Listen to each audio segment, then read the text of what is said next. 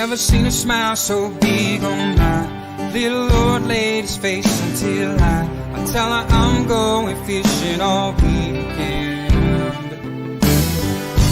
Pack up all of my bait and I make plans for 7:45 and I swing around, pick up my date for the weekend. Some reason she seems to please when I'm leaving. There's something I'm missing when I'm gone fishing. When I'm gone fishing. When I'm gone fishing.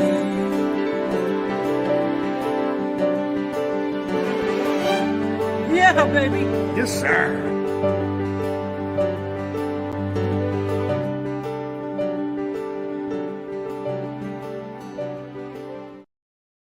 Who have we got with us? Let's have a look. Let's see who we got. Feel like it's what was that kids show back in the day? Polka Dot Door, when they used to look into the mirror. Well, we're not going to do that. There's no need for that. Listen, to all those who have joined us, thanks so much. Apologize for being late. It's my fault. I've got big shoulders. I'll take the blame.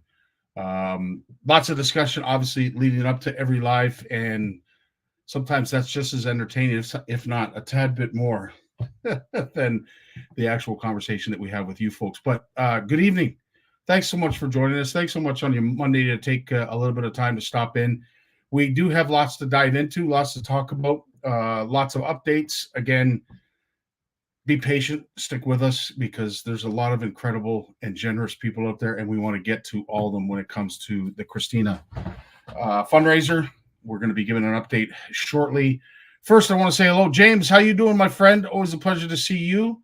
Lloyd's in the house. Again, thanks so much for all your sharing. Jeremy's with us. Rob's with us as well. Richard, all the sharing you do. All you guys and gals who do a ton of sharing. We truly appreciate it. Tim's visiting us on via YouTube. Tim, nice to see you. Tim Barone. Good evening, gents. Good evening to you, Tim. I'm here waiting for Manny to appear. Oh, very good. Tony's in the house. Nice to see you. Mike Howard's here with us.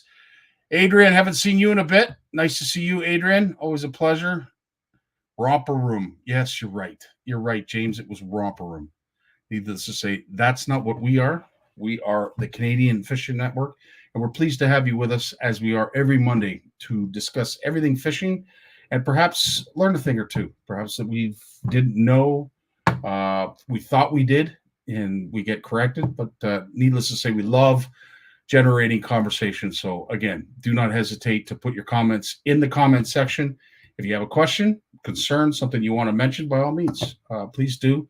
And we'll try and keep it as interactive as possible. Now, to get right to it, because we want to get to our featured guest real quick. And it's going to be very hard to do this quickly, but I want to remind everybody, of course, this weekend is the Ultimate Ice Fishing Show, and it is back as it is indicated there on the advertisement. It is going to be at the International Center, as it always is, and I'm just trying to pick up the details here. There we go. All right. So these are the details. If, in fact, you are interested in coming, it is going to be a great event. Really looking forward to it. It is at the International Center, as I had mentioned. And for whatever reason, I can't open up the link that will tell us all of the information that I need to perhaps give you. Okay, here we go. All right. The Ultimate Fishing is back. Join us Black Monday, Friday weekend at the International Center to prepare for the much anticipated ice fishing season. Lots of seminars and contests happening, along with an extensive marketplace to stock up on everything you may need. Of course, it starts Saturday, November 25th, 9 a.m. to 6 p.m. Again on Sunday, the 26th, 9 a.m. to 5 p.m. General admission is $10 per person. Children under 12 are free. And get this, there is free parking. And of course, there's going to be lots of seminars, likely including some of our lovely guests that come here every Monday. I'm sure Jay will share with us. Jim might be coming down as well. Again, we will confirm all this when we get to our speakers. But let's get to the incredible fundraiser that is because of you folks. Again, shout out to my good buddy Brad for helping set up a few of these prizes and initially getting this whole thing started. Brad is going to be at the forefront of a lot of what we're doing next year, whether it be our next gen NOWT or just here at CFN. So, as I said, give back in the only way we can truly say thank you to Brad, and anything that you see available at Pal Castings, who is also going to be at the Ultimate Ice Fishing Show. If you're looking for weights, you're looking for jig heads, you're looking for terminal tackle, stop in and see Brad, Pal Casting. He's going to be there at the Ultimate Ice Fishing Show along with us. First and foremost, big shout out to all of our guides and charters. Thanks again to Adam and Michelle for setting a charter up in honor of Christine. Of course, Tyler. We're going to be getting to a lot of pictures, small little videos, snippets, reels, all kinds of stuff to try and help promote these folks.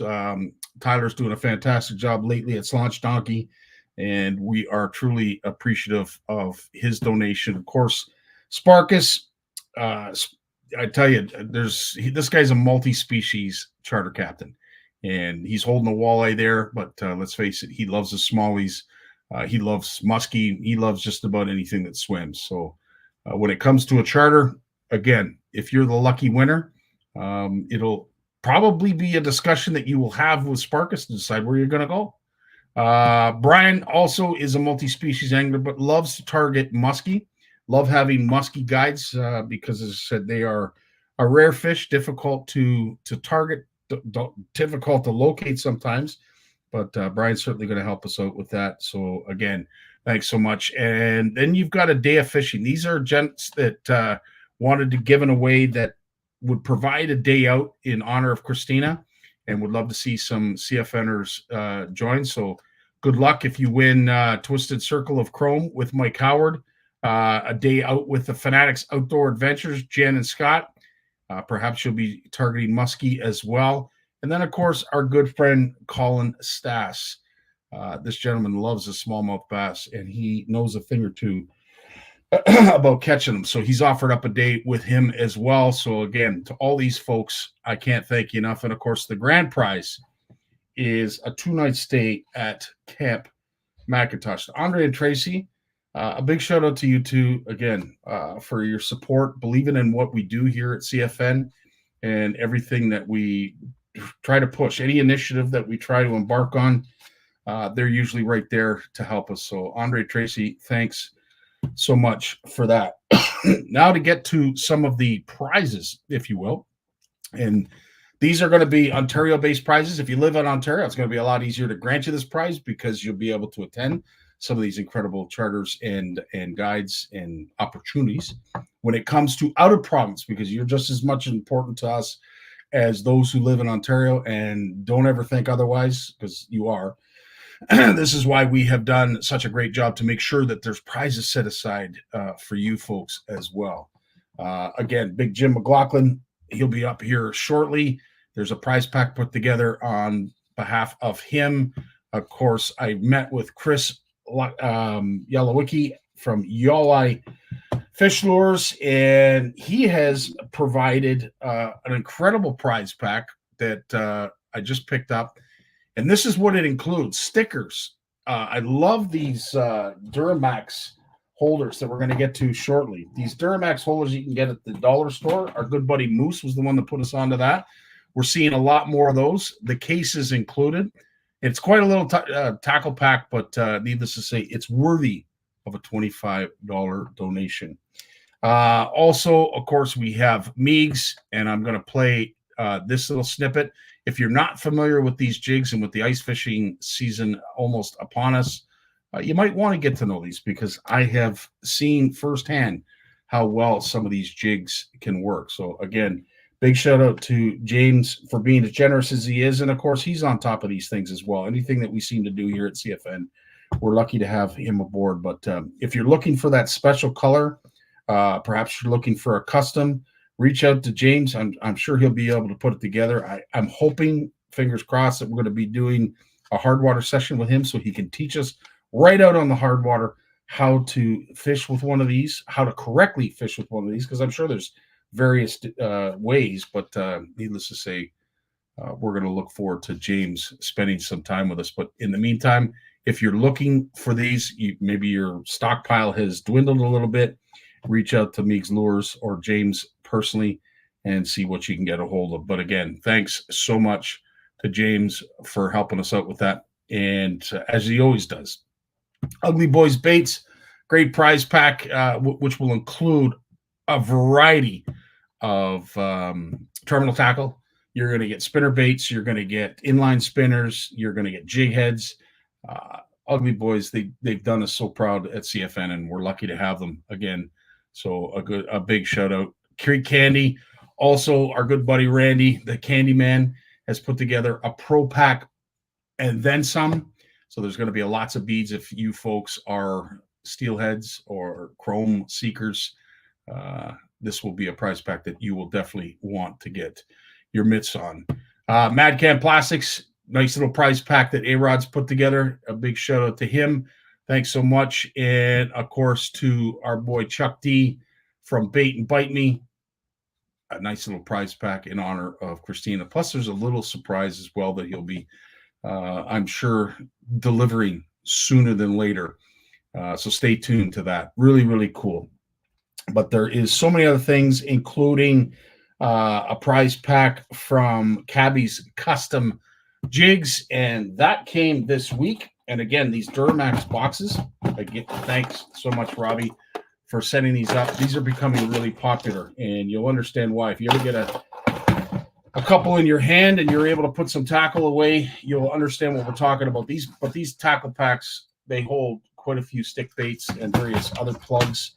But these are painted by our good buddy Robbie and his girls. They do a fantastic job. I mean, the detail on some of this stuff is remarkable. A nice, I don't even know what you call this, but it's like a toxic perch almost. High fidelity perch. Nice little crankbaits. Bit of a whopper poplar there with a perch pattern. You got all kinds of stuff, spooks. And just so you know, the hooks are nice and sharp. We've got spokes, the Zaras. If you're a topwater angler, you love your Zaras. And of course, there's some musky stuff as well that he's put. I've seen a whole bunch of blade baits that he's got in here as well. Let me just open up the package so you folks can have a look. But there's, again, you could stash a whole bunch of stuff. There's like big blades, big blade baits. And I love the red hooks. As everyone knows, I'm a big fan of red hooks. This is an interesting bait. I haven't seen one of these with a skull head on it, but it almost looks like a variation of the Fireman Diamonds. It's an inline spinner, but look at the skull. That's interesting. I've never seen that before. I love the creativity that goes into these baits that Cabby's puts together. But again, we've got spinners, we got bucktails, we got all kinds of stuff here. But big shout out to Robbie and the girls for putting this from Cabby's Custom. Can't thank you folks enough. And of course, my good buddy Chris Church put together this Stanley Cup. It is signed by the one and only Marcel Dion. We'll be doing some photos with that as well. Lots going on. Again, it's a $25 donation. That's all we're looking for. That will help out in a huge way. As you know, the GoFundMe account has probably been dropped down. Mike Cole for setting that up. Big tip of the hat to you. As I said, you've been the one that's been managing that. They raised a good chunk of money that will help go towards the funeral expenses for Christina. We're going to hopefully be able to top up and get rid of the remainder or the balance of what is owing on the funeral. And then anything over and above that we collect is going to go into a trust fund for Cassidy, who we're going to be featuring tomorrow. So anybody who doesn't know Cassidy, which is Christina's daughter, you're going to get to know Cassidy, because this is truly why we're doing it. We're doing it to honor Christina, but she would want it done in a way that was going to benefit somebody to have a great time. I can assure you she wouldn't want all this hubla, but we miss her, we love her, and we're doing it for her because, as I said, it is a tragic loss. It hit all of us very hard, and to Tracy, to Renee, to anybody who is dealing with her loss and mourning her loss, our heart and prayers go out with you. We're thinking of you daily. So, again, it's just a way we can commemorate. It's a way that we can say, thanks, Christina, for all you have done for our community. We love you. We miss you. And we're hoping that you're in peace and somehow having some fun wetting a line. But yeah, it's a tough one. It as I said, it's hard to explain. It's hard to understand, but sometimes it's just about coping. So hopefully you can. In the meantime, as I said, if you are interested in helping out, it is basically just an e-transfer. It's very simple. E-transfer $25 to scottiesoutdoors@gmail.com. We update the list. I'd like to say regularly, daily. Bob Bissonette, I believe, is the last one that I have listed as donating. Anybody else who hasn't, or perhaps maybe you want to do it a second time. We are going to also be taking donations at the ice fishing show. So we'll have ballots. I'll have them printed out. You folks can fill them out and hand them back to me at the ice fishing show. If you don't like it, electronic e-transfers and all that, see me at the OFC Nation booth, along with Moose and whoever else from our CFN and OFC Nation community on Saturday. We got Big Jim. I think that's it. If I've missed anybody, please forgive me. Oh, and of course, I can't forget Shimano has donated a 2500 series Noski, one of the new Noskis. So the outer provinces, as I said, it's very similar. I do have it on good authority that we might see a few tickets for some Toronto teams that might be made available.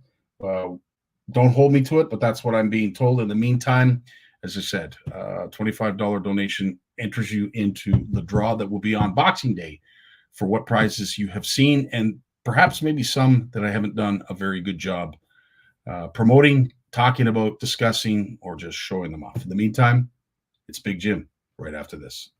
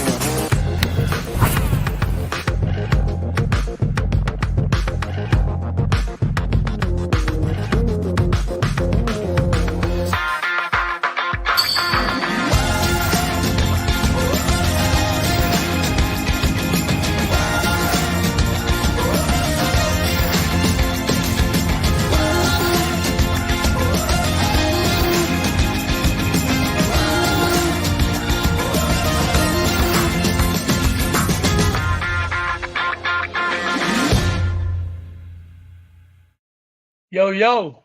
The Friendly Giant. What's going on, buddy? Wow, that Jeremy just said it's Big Jim, CFN's version of the Friendly Giant. I like that, Jeremy. That's actually good. Yeah, it's coming along, eh? Yeah, absolutely, buddy. It's due to a lot of hard work. And as I said, you're in there at least every time I hear Jim and see you on Facebook. Yeah, you're in there every 3 day. to 4 times a week. I didn't get in on the weekend. I usually go over early in the morning when no one's there. I've got a little fob thing for the door there. Yeah. And I usually go over then, but I was in there. It was so funny. I was in there this morning. There was a young girl in there, and I think she's South American. I'm not sure. Okay. And she has an accent that's so strong I was just going, oh yeah. I felt like an idiot. I couldn't till she chattered away. And talk about strong. Wow. Like she put the bar down to do deadlifts, and she just put a 45 on each end. She did about 8 or 10. She put 2 more 45s on, did about 8 or 10. And her form, you could put it in a book. Wow. And she had really good form lifting too. No, just kidding. Oh my Lord. All right. Well, before we get off the rails, Hey, this rig went off the rails a long time ago, buddy. Jim, you sent me something, and is one thing that we never want to talk about is fish being smart, but that excludes mammals. And you sent us something, or the group chat anyway, this week that I want to say, is it fact or is it FO? I don't even want to Well, there's say. something going on there. But dude, this is remarkable, folks. Have a look at this. As I said, there is a little bit of audio, but what you see here is a whole bunch of porpoises, and in the center of this, there's a whale. And correct me if I'm wrong, Jim. The description that they leave you with is that these porpoises surrounded the whale, knowing that it was about to give birth, and they're protecting it. Yeah, you'll see the whale in the middle here any second there. There it is. Unless they're eating it. But that was what they said, that there was the whale had or was about to give birth, and that they scared sharks away. I don't know. I'm not a biologist. I doubt most biologists would even know what that was. Oh, but you know what? Let's just say that it is what we see it as, what it was described as. Yep. And we're gonna go with it because anybody loves fish, they love dolphins, and they certainly are intrigued at how smart they are. We talked about times during war times, what they were instructed to do, what they were able to do. We see them at Marineland and various other parks doing all kinds of tricks. So they're trainable, they're smart, but I didn't realize that they were that smart. Well, I think you've heard me talk about that orca that they have. So I don't call them killer whales anymore. Yes. Yep. Lawrence has got me trained now. He'll be so proud. And then he called them killer whales last week, remember? Yes, that was funny. We were talking, it was so funny. But when you see a killer whale, that thing with that, there's a fishing boat docked at a harbor in British Columbia somewhere. And the guys are hosing it down with the big fire hose thing. I mean, it's major water. And they drop the hose and it goes in the water. And a killer whale gets it and he's spraying them after they've been spraying him with it. And then he lets it go, and he swims around out of the water. And it's a big killer whale, like 20 feet long. You know what I mean? And he's flopping around doing his thing. And all of a sudden, he picks the hose up again and starts spraying them again. So I mean, he was playing. You know what I mean? Unless he was trying to wash them off the boat and become a real killer whale. I don't know, but it was just to watch him. And this whale, it's documented. There's there's some Aboriginal people that live on the West Coast, and they go out and they would drive around with him. He'd come beside them, and then I guess something happened to him because he wasn't from a pod of whales. He sort of broke away and was on his own, and Right. he got hit by a boat. Oof. A boat hit him, and they think he died from the injuries. They're not sure, but it was pretty old too. But still. But it's just so cool that this whale. I mean, you look it up. Her name her name is Luna. Mm-hmm. Just look up Luna killer whale. It pops up. And it used to play catch. Yeah, You've seen that. That's the one. I mean, that's the one. Wow.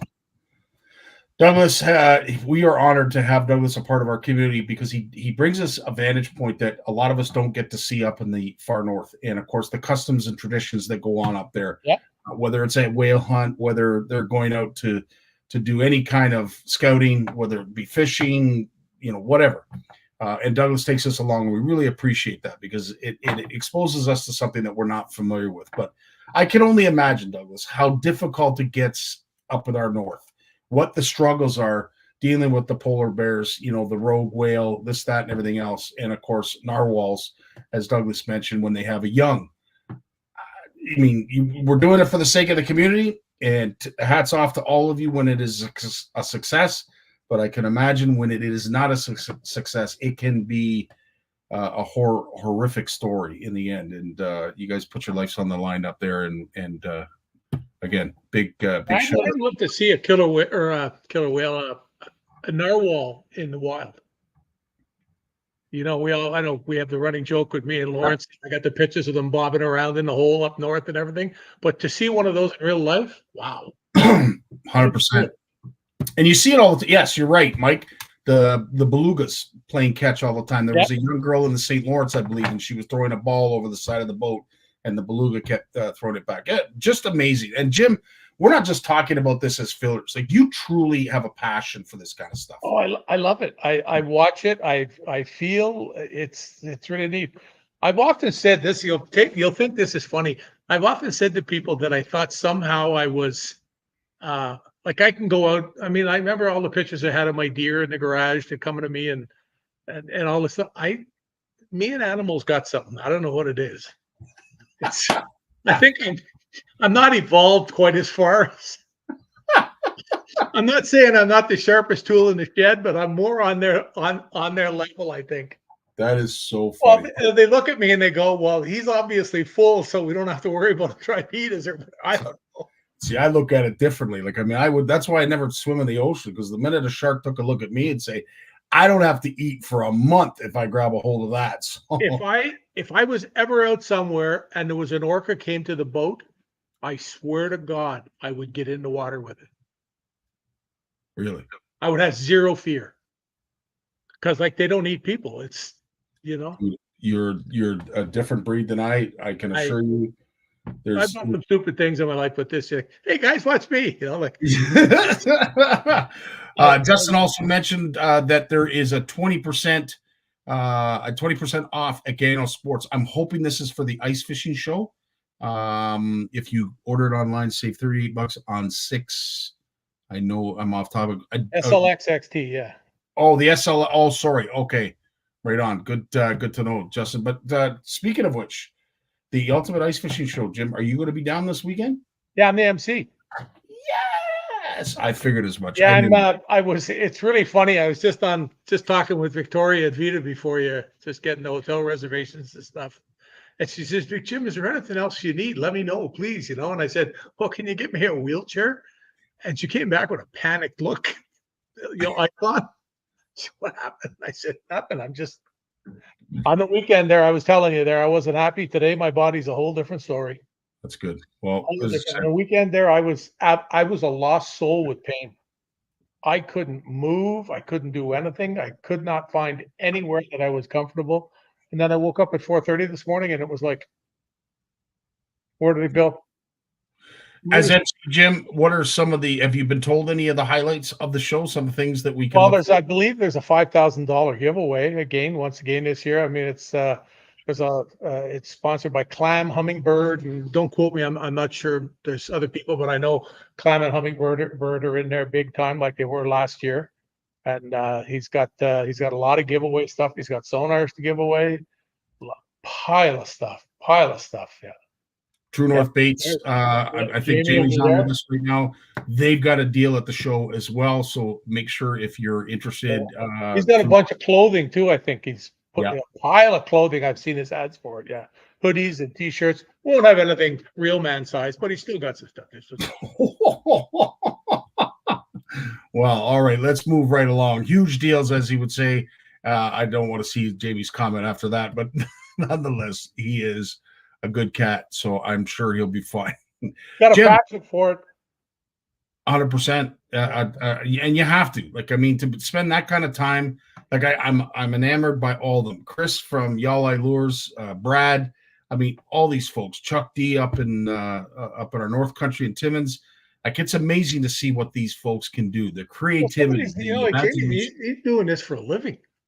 Yeah, that too. You know what I mean? It's not like me where I have all the other stuff and I make jigs for, sort of like as I always call it, the hobby that got way out of control. Yeah. It's some of the people. I mean, there's a lot of small manufacturers out there, guys that are doing it, like like Brandon, the perfect jig. Mhm. Mark Lobel, who's the Mhm. weapons of mass destruction. He's up in Petawawa. He's still an active member of the armed forces, but he's setting himself up for when he retires because he'll be getting out soon and he's going to make jigs for a living. He's made his mind up and he's on it and it's working good for him. So it's really, really cool. It's awesome. Just to answer your question, Manny, again, tickets are $10. Children under 12 are free, and parking is also free. So $10. You and the Sauce Queen, it's $20 to get in, and we appreciate you buying a ticket, and we look forward to seeing you all there this weekend at the International Center. Jim, we touched on the first of 4 segments that we managed to put together out in the water. Actually, I was surprised that we were able to get 4 because there was a few. There was just too much wind sound. Yeah, what happened with the wind one? The wind one, unfortunately, it just I couldn't salvage it. It's I know. And it was the one thing that was really like different. I know. I did something I'd never done before. We caught a bunch of fish and I tried. I put it through several filters. I could not. It literally is 90% wind. That's literally all you hear. But it was a windy day. Needless to say, we were up in the water. We'll do it again. But let's talk about the first segment because there's a lot of interesting stuff. And I mean, I know it's only one basic topic that you're talking about, but there's a lot that can be you can pass this on to various other ways of approaching structure. So anything that you fish, anything that you do. Yep. Folks, when you come up on a piece of structure like this, just some old fallen trees here, got the sun beating on it, it's in October here, don't throw right in the middle to start. Always fish around the edges first. So I'd cast that over there. Fish around the edges, let it get down. Don't be in a rush to get it back to you. But fish around the edges first. We got lots of wind today. And then get inside a little bit more. Jump in there. But always fish it, like do it methodically.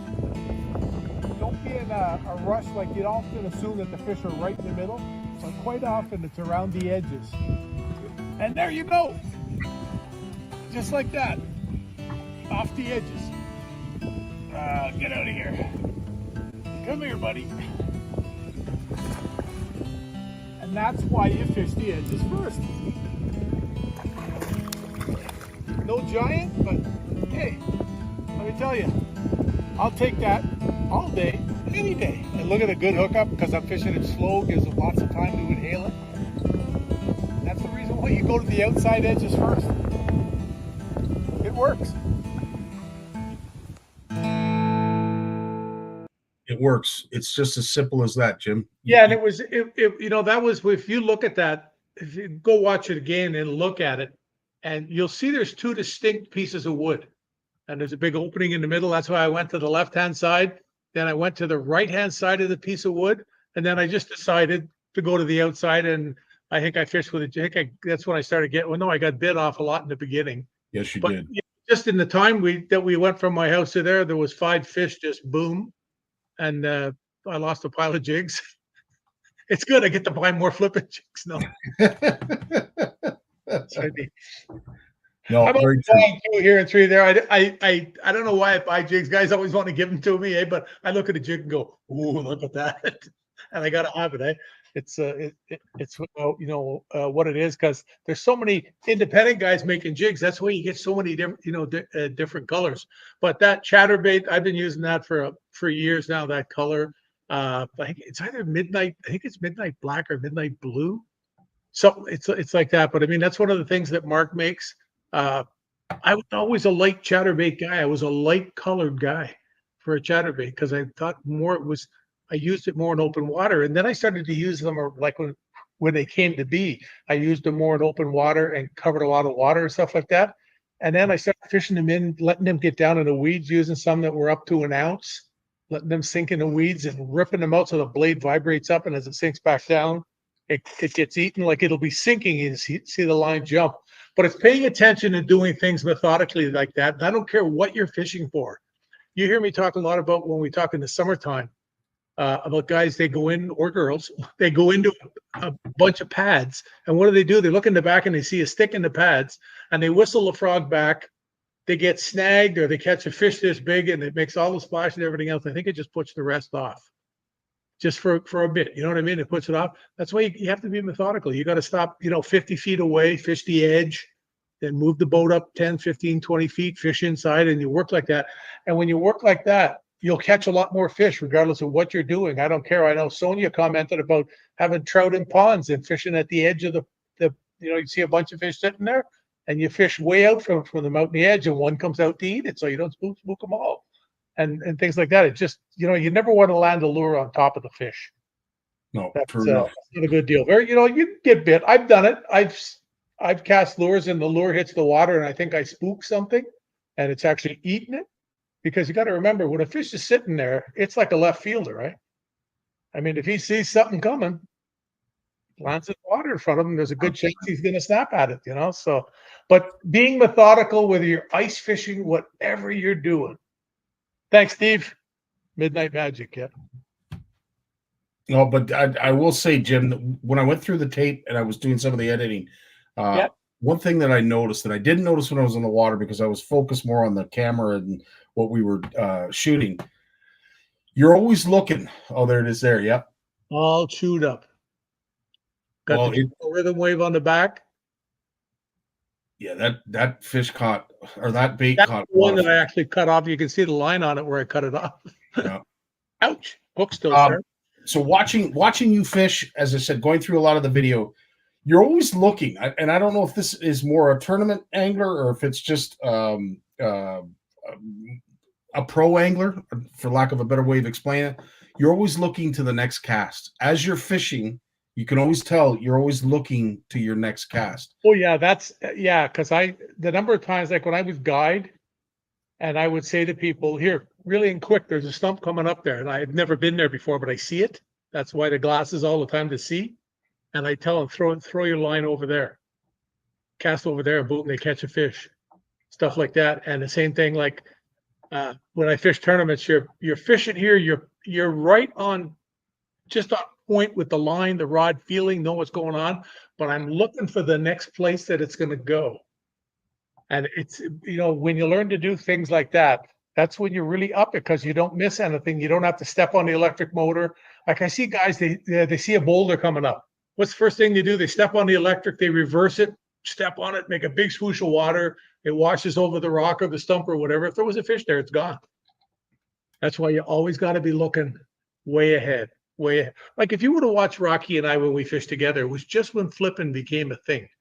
And we'd be going down a bank of, undercut bulrushes. We used to call it floating tundra. You'd be good. Yeah, it works. It doesn't work as much as it used to, but back then it was stupid. You could catch, 50, 60, 70 fish in a day in a lot of the lakes and go back the next day and catch maybe 40 or 50 off the same thing. It was nuts. But you would watch our jigs literally landing 18 inches past where the other guys did. Wow. As we pitched. And that's catching every fish available. And that's why you'll hear sometimes these guys talk about, you watch them fishing and they talk about having to fish crazy slow, because they're only one line. They have to hit every spot, because it doesn't do any good if you know there's fish there and you only fish half the water. That's why you hear that word thorough with me all the time. And it doesn't make a difference if it's bass or pike or whatever you're doing. Paying attention to things like that are just so key. It's absolutely, incredible the difference it'll make. And I see myself sometimes, because I'm nowhere near as in tune, as you've heard me say this often, as I used to be. But every once in a while, boy, my brain just locks in. And I almost don't like it, because I stop having as much fun. But it's now, all good. But I got to ask the question now, based on what you showed us with that video and everything, and you did a fantastic job explaining it. Does anything change at all when it comes to how you approach with forward-facing sonar? And I'm asking that question only because if you approach something like that with the knowledge that you have, those fish, you're not going to be surprised, I would think, Jim, that they're going to be where they are. You're you would have seen those fish with a forward-facing sonar, right? It's set up right. Yeah, you would have seen those fish, because there's just a few branches under the water there. There's a lot of little twigs and stuff. Right. You would have seen them, and you would have probably, uh, there was a lot of fish because we caught the big one just around the back of it and everything else. And it's just, yeah, no, you would definitely have caught those fish. You would have just known that they were there. And then who knows, I might have made a slight adjustment if I would have seen them. I might have thought to myself, well, perhaps this one's closer to me, like I talked about, so I wouldn't have cast this far. You Right. know, I'm assuming that there was one other fish in there that I'm sure hit a bait too. It hit the jig when I threw the jig in. Now the only thing we caught on the jig that day was a pike. Yes, and it was the first fish. Well, that was on the crankbait. I didn't lose that one. Remember? It was Oh, the, okay. yeah. Oh, right, right. And then I Yes. decided to go to the jig and I pick it up and I throw it out and I didn't even start to retrieve it and it's gone. Just see the line just jump and it was gone. But yeah, so there was at least 2, 3 fish in there. The big one around the back, or the bigger one, and it's just it's paying attention. I can't stress it, but I 100%. have to be like that because of what I've done in the past. Right. I can't go out with 2 guys in a houseboat, and I've done it, and it's just horrible. I come home a nervous wreck, drop the anchor, they open a beer, and just cast from the boat. That's it. I last about 2 minutes at that, and I'm going out of my mind. Yeah, and as I said, with the forward-facing sonar, do you think that the intricacies of knowing some of this stuff that you're passing on is lost, from new anglers, or do you think before they even get these forward-facing sonars, they know this? That's a good question. That's a really good question. Yeah, I've often said, because I think people that have started fishing, or I should say started tournament fishing and really got involved in it, obviously because it's catered more to smallmouth in our area now. Not that you can't use it for largemouths. I know lots of guys have caught huge largemouths and piles of them, with it. But they catch it off stuff they would have probably caught them off anyway. Where with more with that open water stuff for the smallmouths is Right. when they're seeing them.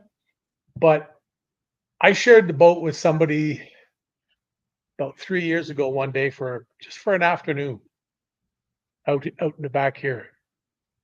And I was shocked that they barely knew how to use a bait caster. Really? Yeah. Because they had started tournament fishing and most of their fishing has been done since the inception of the smallmouths, getting so big and growing, the water temperature, the food, whatever. Bruce Tufts will tell you it's mostly water temperature. It gave them a longer growing season because I guess that that extra few weeks makes a huge difference. It makes a huge difference in their growth at the beginning of the year too, and it's just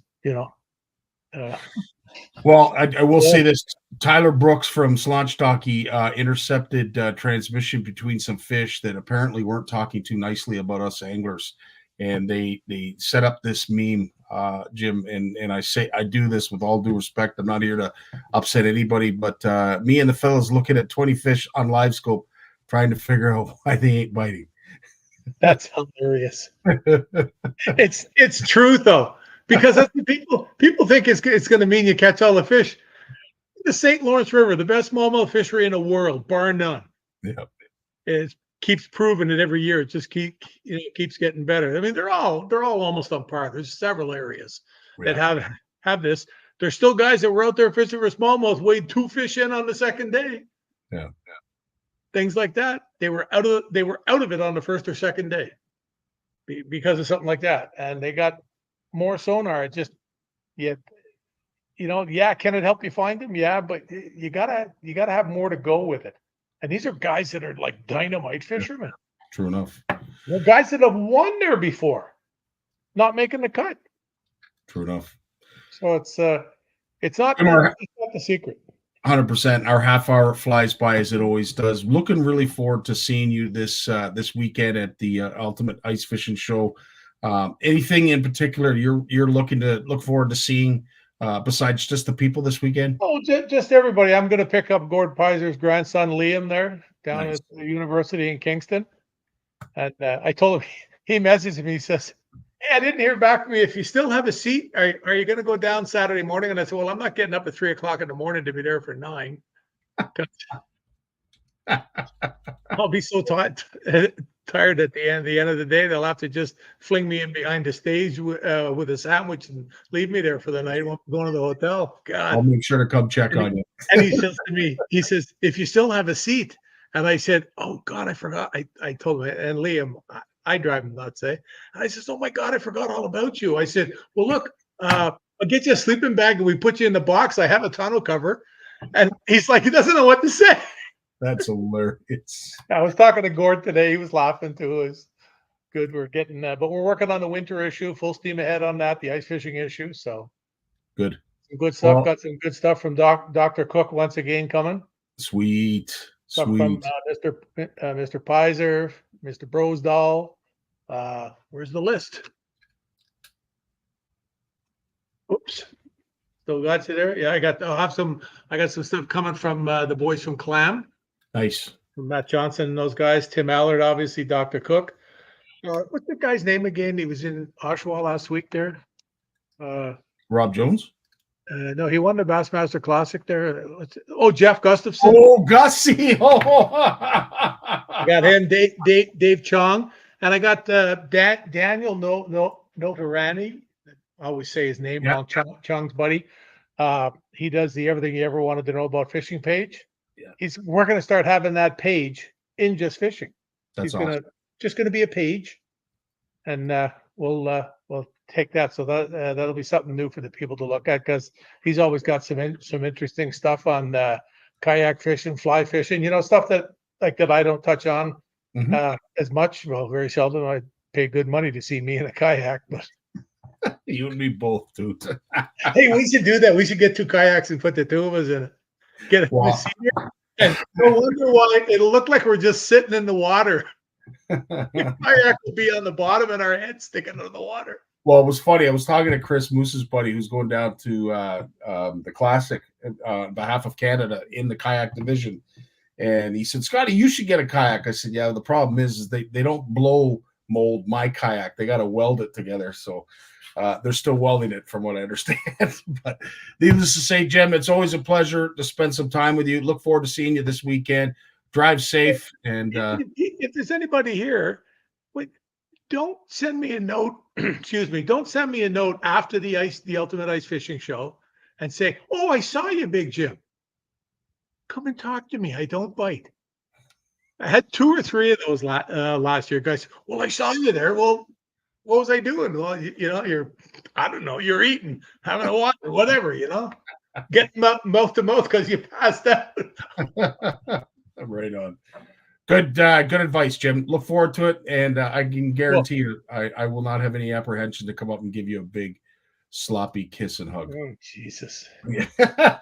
On that note, Jim, I'm gonna have nightmares tonight now. There you go, dude. All the best, my friend. Be good, kiddies. Lawrence is coming up next, right after this. When it comes to Canadian food, we've got your back with flavors like lemon pepper, beer batter, campfire barbecue, lemon pepper dill, garlic butter and chives, and crispy Cajun. We've got a mix for every meal. Whether you're serving East Coast shrimp, West Coast salmon, succulent walleye, chicken wings, or veggies, we've got you covered. Coat your food in outdoor flavors. Available online or at these fine retailers. Lawrence Gunther in the house. Hey, buddy. Good to see you, Lawrence. And I apologize for you not being able to see the clip that we showed. Yeah, be right up your fancy as well. I mean, I'm absolutely blown away at how smart dolphins, porpoises can be. I never in a million years thought that they would know or have the ability to know when a whale is in some kind of danger or distress, knowing that it might be pregnant, and they're doing that. Almost hard to believe. Well, what it shows and what people have been arguing for and against for years, right, is are dolphins are sentient animals, right? Do they have more than just, hot, cold, hungry, tired, horny, want to make guard baby kind of feelings? This shows that they have empathy. And empathy is a higher order emotion than just your basic survival and get lucky sort of drives, your basic drives to survive and thrive and propagate and guard your territory, things like that. this shows that these animals have empathy for other animals and animals that are not part of their own species. So that's why that video is so, it rocks a lot of people's beliefs about mammals, about dolphins, because you're clearly seeing that these dolphins are protecting a member of another species for what reason, right? Just because they want to.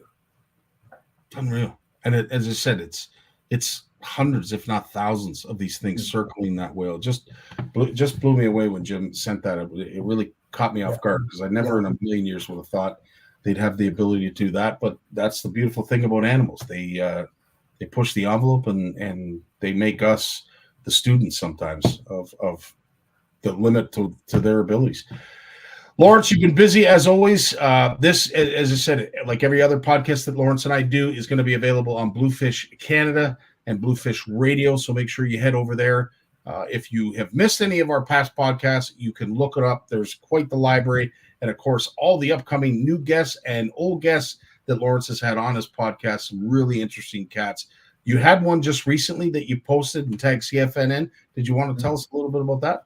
Yeah, Pat Nye, he's the he's the president of the Future Angler Foundation. Now, they've made about 9 25-minute TV episodes. Many of them played on public service broadcasting. They get about 3 to 4 million views for these TV shows that show youth how to fish, how to catch fish. They've been funded by the U.S. Marine Department of Coast Guard down in the States to create a bunch of videos on safe boating. Now, isn't that great? Eh? Like, you're teaching kids not just to fish, but safe boating, because, what kid doesn't want to get into some sort of watercraft, a kayak, a canoe, whatever will float them out there to get to the fish, right? So teaching them some of those skills is really important too. So Pat and I had a good chat, about the Future Angler Foundation, where they're going, where they've been, the mission. And, he's such a humble guy.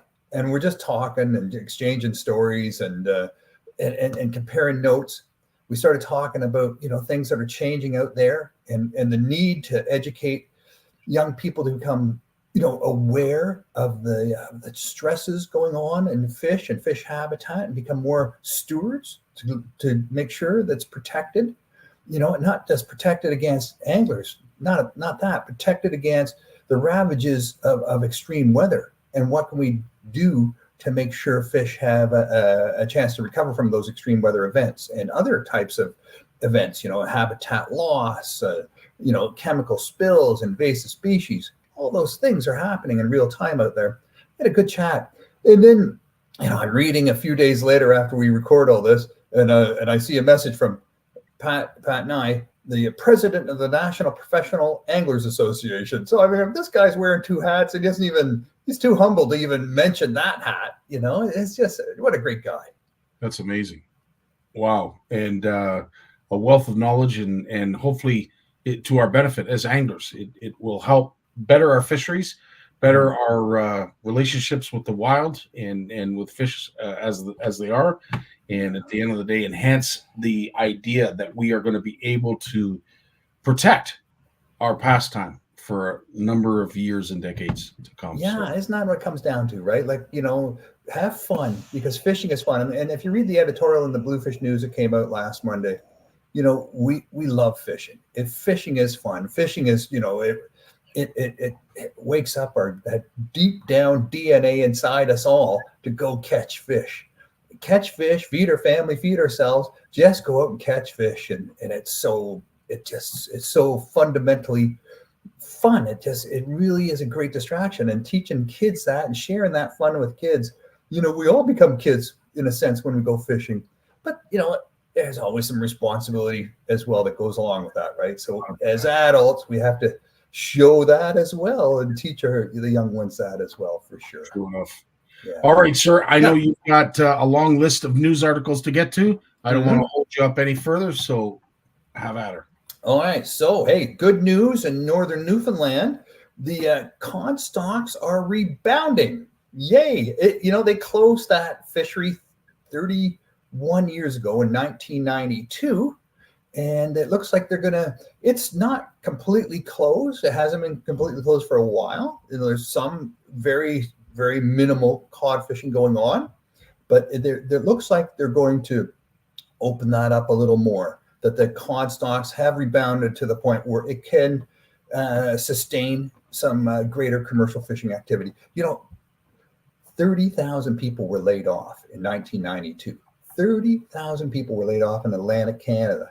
I'm talking everyone from people who had fishing licenses to people, their family members who processed the fish in all those hundreds and hundreds of fish cleaning, stations set up along the coast of Newfoundland, Nova Scotia, New Brunswick, PEI. 30,000 people lost their jobs. They got $225 a week for 10 weeks to get them over and into a new career. And really, there's not a lot of options out there. I suppose there's always work, there's always something to do. But maybe you are the breadwinner of your family, and all of a sudden they shut down the processing plant, take your quotas away. Your life has changed dramatically. Just as Scotty, this is the same time, the steel mills were being shut down because the Chinese were starting to produce steel cheaper than we could in North America. It was the same time the coal mines were being shut down, and it wasn't, that around that time that one coal mine in Nova Scotia exploded, that the government was trying to reopen and reinvigorate, and a whole bunch of people lost their lives. So, coal mining on the East Coast, it's gone. Steel mills gone. There was a big push there to create a heavy water plant for all the CANDU reactors we're going to sell around the world for people to generate electricity with. That never happened. That was a $5 billion white elephant that had to be torn down in the end. And then tourism, people say, well, it's so beautiful out there. There's tourism.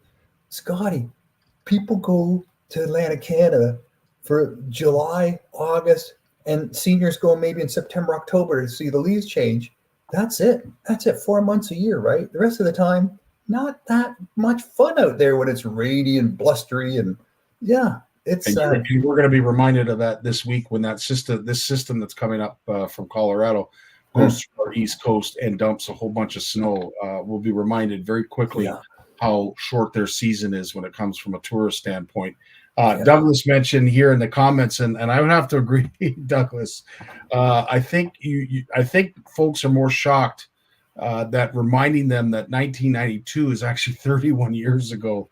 That in itself is hard to believe. You're so right, Douglas. But what I'm interested to know, Lawrence, is this commercial fishing when it comes to cod? Is this geared more to the inshore fishermen, or are they going to open this up even outside of the boundaries?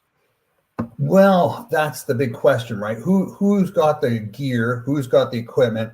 The fact that the fish processing plants do not exist. So for those artisanal fishers that own a boat and they go out, for a day and come back and then sell their fish right away to the buyer who hands them off to the processor who then sells them to the someone else who puts them into fish sticks or whatever. There's many hands involved, right? Or is it just some giant ship that runs 24 hours a day, 7 days a week, catches them, cleans them, and flash freezes them, and then ships them to some place somewhere else in the world, where we don't even get the benefit of the processing jobs, right? So it could go either way. Now, there has been a big push in the last 10 years or so to support artisanal fishers, people to have a fishing license, to use their fishing license. So things like, if you own a fishing license, you can't just lease out your fishing license and one guy collects them all up and then just buys a big ship and goes and fills all those quotas. I got 100 fishing licenses, I got 100 quotas to fill, I'll just get this one big mammoth ship done. Or they buy all the little boats and they just pay everyone a crappy little wage to go out there and risk their life and to fill those quotas. And they don't get any of the return on, when the fishing is good, right? They just get their salary. So there's rules against that now, that if you have, a fishing license for lobster or snow crab or, cod again, maybe, or haddock or whatever it is, you're the one that has to be on the boat catching those fish and bringing them in and selling them. And then you have at the same time this big movement towards community supported seafood, where people know, you buy the seafood, the people you bought it, who caught it, right? It's right there in the packaging. It's all traceable.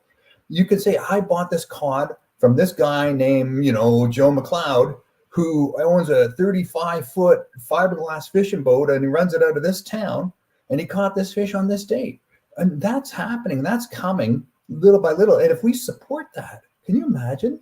Can you imagine if we could support fishers like that, eh? It would be awesome. And, I'm not sure what the mood's like right now when it comes to the anglers and commercial boats and commercial captains out on the East Coast. I don't know what they would prefer. If they would prefer more of an inshore fishery, or they'd like to get back out into the big water. And obviously there's ramifications of both. With inshore, there's a limit. If it's offshore, you've got everybody and their mother out there fishing. So it's a double-edged sword, and I'm not really sure where the anglers stand on it. I'm just sure that they're very appreciative of them opening it back up. Yeah, there's associations and unions and all sorts of different interest groups involved with all this. And I don't pretend to know much about it. I went to the conference put on by Oceana Canada last February, and all those representatives were there, and the conference is all about, how do we make a sustainable fishery? Mm-hmm. And everyone's saying, there was lots and lots of discussion. But in the end, I said, this isn't an equality issue. It's not a governance issue. It's not a management issue. This is a technology issue.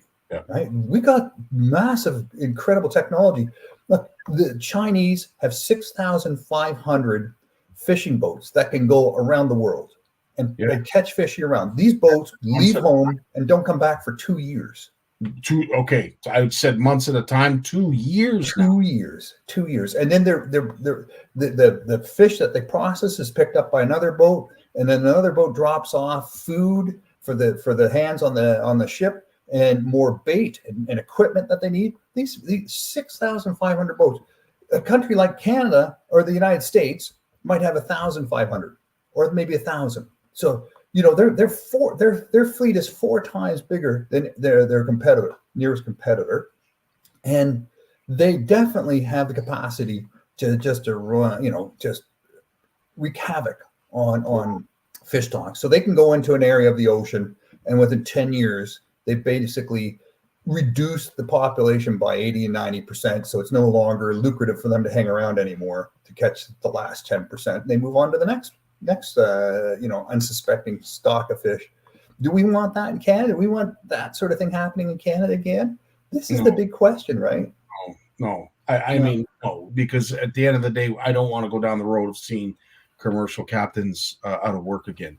So that's the biggest thing. And I think if you ever fool around with a man or woman's livelihood, you're going to have a bad time.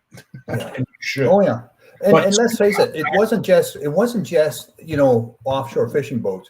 Yeah. You had a lot of incentive by government to for these inshore fishers to buy bigger boats, to buy seiners, to buy longliners, to upgrade from hand fishing, right? Just like what they used to do. What I did was just with a black line, a braided line, and a heavy, 15-ounce jig, and a couple hooks on the line above that, and just drop it down and jig, 300-400 feet down and haul up 2 or 3 cod if you're really lucky.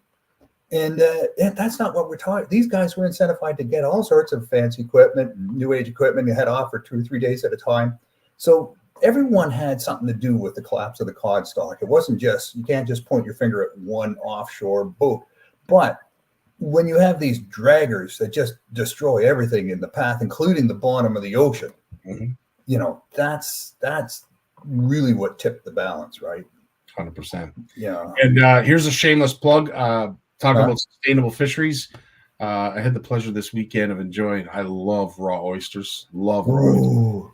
Yeah. I went to Seafood Depot. It's in Vaughan. I believe it's a franchise. There's other stores around Canada, but the only one that I'm aware of is the one in Vaughan. And you order, just in case anybody's in the Vaughan area. If you're interested in raw oysters, you like raw oysters like I do, it is the season. Make sure you call 48 hours ahead of time if you want them shucked to prepare your platter. It's very, very reasonable. I got a platter full of, I think, 30 oysters. How much? $40. $40 bucks. Yeah, That's not barely $1. That's just over $1 an oyster. That's crazy good. it really is, and that's not a special. That's not a sale. They didn't know who I am. None of that. It was, you walk in, ask for Vanessa, who's working at the deli counter. She's extremely helpful, and you want to talk about shucking oysters.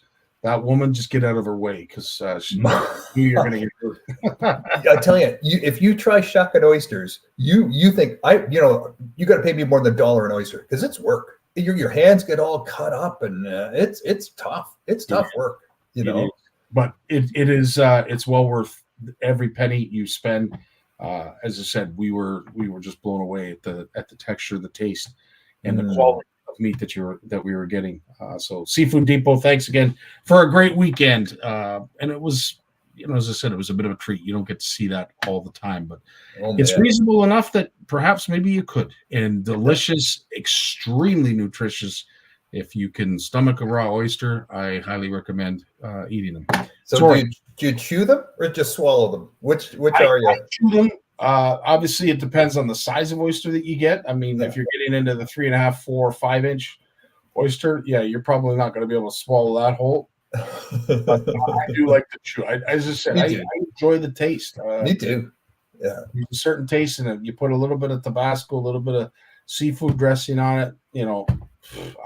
I want it in my mouth. I want that. I want to be chewing that for a long time because I just love it. I mean, it tastes like you're eating the ocean, right? It's just so good. It's so good. Jeremy, yes, 100%. Rockefeller. Mm-hmm. There's a few out there.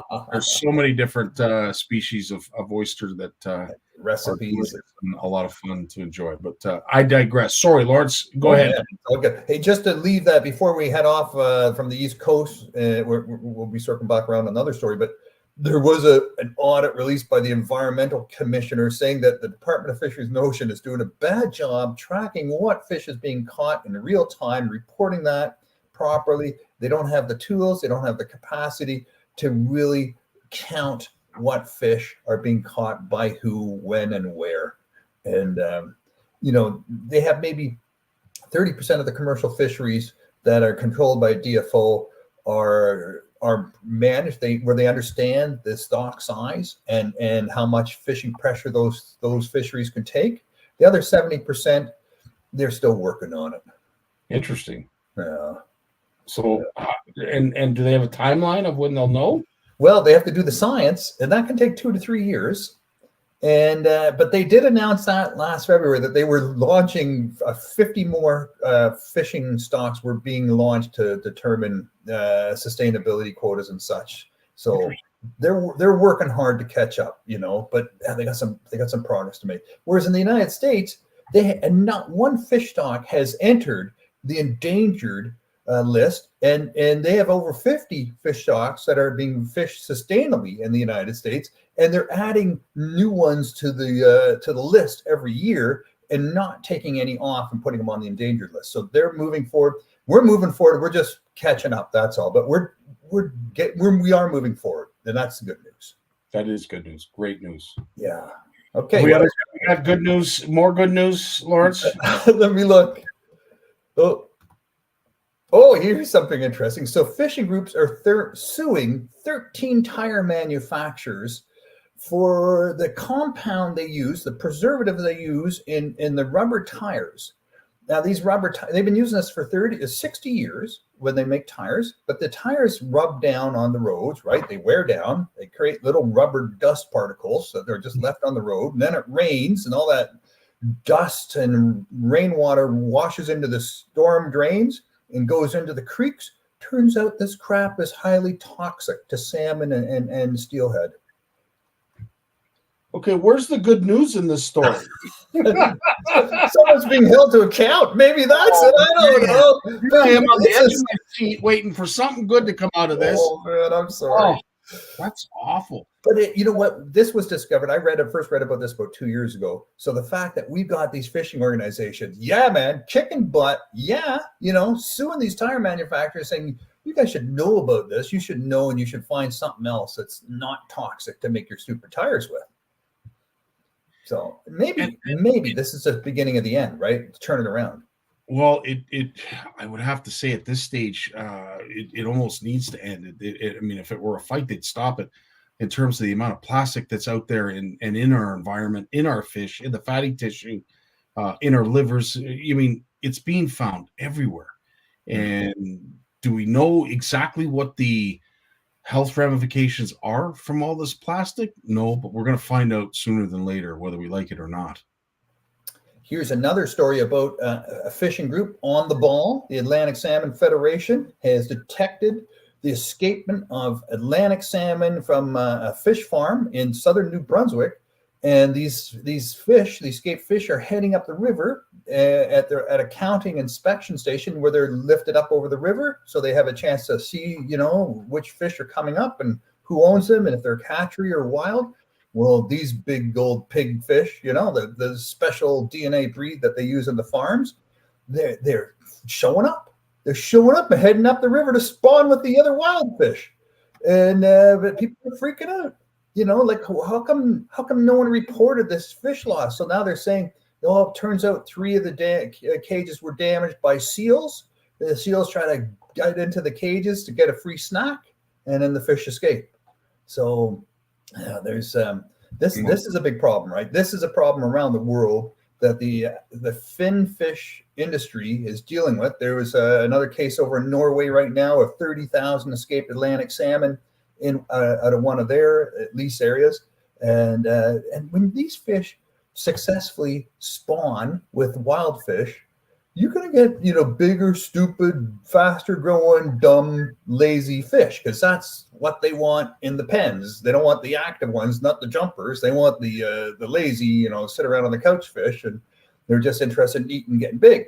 So it's not necessarily a recipe for survival, right? This is a recipe for us to eat big fish, and it's gonna, it's a problem. It is a problem, and the more we mess with genetics and the DNA strains, all bets are off in regards to what kind of fish we're going to have in the future. But it disappoints me. I guess it shouldn't surprise me that these pens are ripped apart by sea lions or various other sharks, mammals, what have you. People that are animals that are hungry. Let's just say that. It's right there. It's right there on the other side of that net, And they integrate into the wild. Oh man, it's that's a recipe for disaster. I remember. We got time for one more. All right. Well, here's more bad news. I'm sorry. The second snow crab season in a row in the Bering Sea is canceled. They now know 1.2 billion snow crab died from in the last 3 years due to warming ocean waters up in the Arctic, and causing the food source of these snow crabs to perish, and they all starve to death. So for the second year in a row, the snow crab season has been canceled. And that just shows you, at the same time, though, salmon are moving north. So there's now chum salmon in the Arctic Ocean, and being detected, migrating up the Mackenzie River. So can you imagine, like, salmon are moving up, man. They're taking advantage of all this, these beautiful, pristine rivers up there, and where there's never been, salmon before. And they're saying, it's doable now. Like, these rivers are staying open longer, opening sooner, and they can support life. So, take from one hand and give us with the other, maybe, but it's not all bad news. No, but to those crab captains that are, paying for boats and trying to make ends meet, this is the second year, and you see the totals. I mean, if you've ever watched Deadliest Catch, you see the amount of money that these boats are able to generate. You're taking that out of the equation. Like, I don't know how they survive. I don't know how they've managed to get through a year, let alone another year on top of this. Yeah, can you imagine? I honestly can't. Like, I mean, are we going to be seeing riots at the docks soon? Like, I don't know how you can be out of work for 2 years. I just don't know how anyone does that, never mind a captain. Boats tied up, seized by the banks, and just tied up at the dock, and the bank's trying to figure out what to do with them. And people lose their livelihoods, lose their, forced into bankruptcy. And a lot of these people, when you sign a loan like that, you also have to indemnify the loan. They're not just going to say, "Oh, you're a businessman or businesswoman," and if you go bust, you lose your business, but you can keep all your toys. No, the banks say, "No, you gotta put your own signature on that loan form as well, and indemnify, so that if they have to call on that loan, they're going to be coming after you as well. And so that means as the individual, you put everything you have and own on the line for that business, because it's going to be taken away from you if it goes down. And Bill makes a comment here, and yeah, change to gold miners, as we've seen with some captains. But sometimes this is I don't want to say it to be degrading, but sometimes this is all they know. And when I say this is all they know, they have spent their entire life on the water, learning, this little facet, that little nuance. Like, I mean, there's so much knowledge to our fisheries and the migration of fish and crustaceans. It's all going to be lost. It's all going to be lost, man. And you lose one generation, and it's over. And then where are we going to get our seafood from, right? Like, we're the ones that incentivize these people to take these big chances, because we buy the seafood, and that's how it works, right? That's how it works. And then things happen, and we'll just switch to a different seafood or a different source of snow crab from some other part of the world. But these guys, to move their boats across to the other side of Canada and find a license over there, good luck. You're not going to get a license in Atlantic Canada. Those licenses have all been handed out, and no one's handing out more of them. Yeah, no kidding. Oh man. Yeah. Lawrence, can we finish on a high note? Is there any good news in that? Okay. Ontario's experimental lakes, right? This is just amazing. And who knows about these experimental lakes up in northwestern Ontario? 100 lakes, beautiful, pristine lakes. They'll drop in a smidge of salt, and they'll examine it over the next few years to see if that little smidge made a difference. Or they'll dump it, a little smidge of this or a smidge of plastic, and they'll see if it shows up in the fish. Nothing catastrophic, right? We're talking very, very carefully controlled experiments happening over long periods of time in very sort of controlled environments, and it's our lakes. And the science that's coming out of that is telling us, hey, we got to do that different. We got to do that different. And you got to stop doing that. This is just amazing stuff. These lakes were going to get shut down at some point. They were on the chopping block by a previous government. Then the federal government stepped in with a bucket of money and kept them going. And then the provincial government turned around and put money back into it. So, we've got this, and it's just, we are the, supporting the science that's going to keep our fisheries and our lakes, and not just commercial for sure, but even our recreational fisheries going strong. So this is, I'm going to get more information on this. And if you guys have some links you want to share with me, someone I should reach out to and talk to, please do introduce me. I'd very much appreciate that. That's awesome, dude. Well, on that note, as I said, it's always a pleasure to have you here every Monday. We look forward to all your new segments, because there's certain things that we thought we knew, maybe we thought we didn't know, and after you're done, we all know now. And we thank you so much for that, Lawrence, and everything that you bring to our show. We look forward to seeing you. Bluefish Canada, for those who don't know the link, please head over to Bluefish Canada for a whole whack of resources. And if you've missed this podcast or any others, you can hear it on Bluefish Radio. Lawrence, thanks, Scotty. A great week. Are you going to be down at the Ultimate Ice Fishing Show? I've got a whole weekend planned, and it involves my mother's birthday on Saturday. So that's my, I'm not going to be spending a bucket of money on ice fishing stuff that probably don't need anyways, but I'm going to be spending time with my mom, and she ain't getting any younger. So there you go. Yeah. Always important to spend time with Mom. Lawrence, you have fun with Mom. Say hi to Mom. Give Mom a hug for us. Yeah, thanks, buddy. We'll see you next week, my friend. All right. Be well. Jason Barnews, right after a word from his sponsor. The fear of failure is failure itself. The world of science rewards the ones who are willing to try and fail. Because without the courage to embrace failure, ideas remain ideas. But with that courage to fail and to learn, ideas can change the world. Mr. Jay Barnews, how are you, sir? Good, man. How are you, Scotty? Living the dream, as they always say, Jay. Yeah. I'm going to assume you're heading down to the Ultimate Fishing Show. Yeah, I'll be there on Saturday just for one day.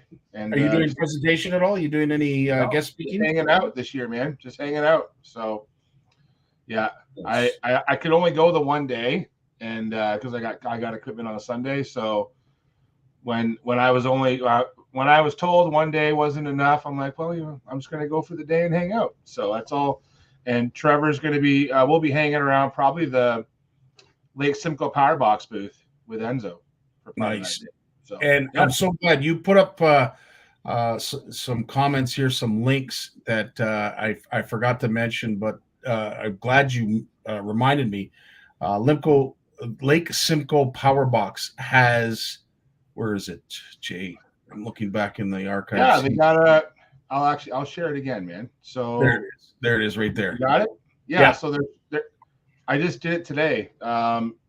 There's a few companies and individuals out there with promotion codes, and so Lake Simcoe Power Box is one. So if you go to the link in my comment, just look up Ultimate Ice Fishing Show Ontario, and it'll take you to it. Click on the tickets link, promo code Powerbox, and then do your transaction, and then your $10 ticket's only $8. You save $2. So, and you can, from what I understand, you can skip the line. You just scan your ticket and you go. So, yeah, so that's easy way to save a couple bucks. Parking's free at the International Center. Doors open at 9 on Saturday. If you're looking for stuff, take my advice. If you're looking for ice fishing gear, try and get there early on Saturday. It was busy last year when the doors opened, and then it died out after a bit. But a lot of these vendors have limited ice fishing stock, and I suggest if you're looking for a new lure, some new line, a new reel, new rod specifically, get there early. So that's my suggestion. Right on. And is there anything in particular, Jay, that you're looking forward to seeing or you need more of? I don't need anything, but I'm always a big fan of last year, like JB's Fishing Depot. I think they're back this year. They had a great assortment of some of the small, like Clam makes some really small ice lures. And I'm hoping that they'll have some of them. Like these are little jig and spoons stuff. I don't want to, I forget. You know what? I don't know what they're called. I just have them in my mind what they are, but we're talking stuff that's in the 1/32, 1/16 ounce size. That's hard to find. That's what I'll be looking for. Spade baits. Yeah. So there's some really new cool ice baits coming out from different companies. So I suggest getting down there. Last year, if you're looking for a good ice suit, Striker ice suit, which I have, some of the companies I think it's tackledepot.ca. They had a booth there last year, pushing lots of Striker stuff. True North Baits is going to be there. Yeah, and also Lake Simcoe Power Box. So like, I don't know, man. I love Enzo and what he does with those power boxes. Like we use it all the time, kayak fishing, camping. Dude, we go road tripping. If anyone has kids and you got to charge your electronics, stick this thing between the seats and the back of the vehicle, and you got happy kids the whole trip. You keep your stuff charged up. I love it. I keep one in the van like all the time. So super handy. Trying to think of what else is going to be there. Radio World's got some promos running. They're going to be there. Nice. Yeah, lots of. Geez, I'm trying to think who else. Sci-Flies, I saw is going to be there. So, and there's the usual suspects like Big Jim will be walking around causing problems, calling security. Yeah, I just look forward to the speakers. I look forward to. That's part of the reason why I'm happy I can only go the one day is I'm going to go and listen to a lot of the great seminars. And if anyone is into ice fishing and you want to learn, go to the seminars. Gord will be there. He's doing seminars with his grandson, Liam. Liam's been doing some great stuff with Normart Canada as part of his education. He's been doing an internship there, I believe. So he'll be there. Ask Ray will be there. Dave Chong, of course, getting caught up on some perch tactics for Lake Simcoe, which I love fishing Lake Simcoe, but I don't fish it nearly as much as Dave. No, I get up there a few times a year, so any little bit of information I can get to help me catch more of those jumbos on Lake Simcoe. I'm not after numbers. I'm always after size out there. I love the biggest ones I can get. So just go down there. I think the seminars alone are worth the price of admission, let alone great deals. So 100%. Yeah, I would say only a bird of prey fishes Lake Simcoe more than Dave Chong. But it's always nice to see what Dave's up to, and of course what he's hooking into. We live vicariously through folks like him, like you, like Trevor, and everyone else that was mentioned above. Jay, one thing that I did want to bring to your segment, and I think you are definitely the best person to help us out with this. A lot of folks, whether they want to admit it or not, and this isn't here to shame anybody, it's all about fish identification. Now, I will say this. We're going to start with the trout species tonight. Yeah. And I want to thank D Laps is the YouTube channel that I got this off of. It hasn't got many subscribers. I think he's only got like 100 or 150 subscribers. Please go over and subscribe to his channels because he's got some interesting stuff there. But he does a really good job. Now, whether he's assisted to the full extent from the Alberta, whatever resource it is that he mentions in the video, and I'll let him do that. But when it comes to trout, I want you to jump in and just tell us something that's maybe unique to maybe Ontario rainbow, brook trout, what have you. But needless to say, let's start with D-Laps, and we'll start with the first trout, and then we'll get Jay's comment and feedback. All right. I'm sorry. It's a shared screen. Today, I want to teach you how to identify the different types of trout across Canada. I'll be using albertafishingguide.com today as my main reference for a lot of the information in this video. I've put a link down in the description so you can go check it out for yourself. There's a lot of really great information on a lot of different types of fish. It's definitely a really good resource and a really good guide, something that I refer back to quite often.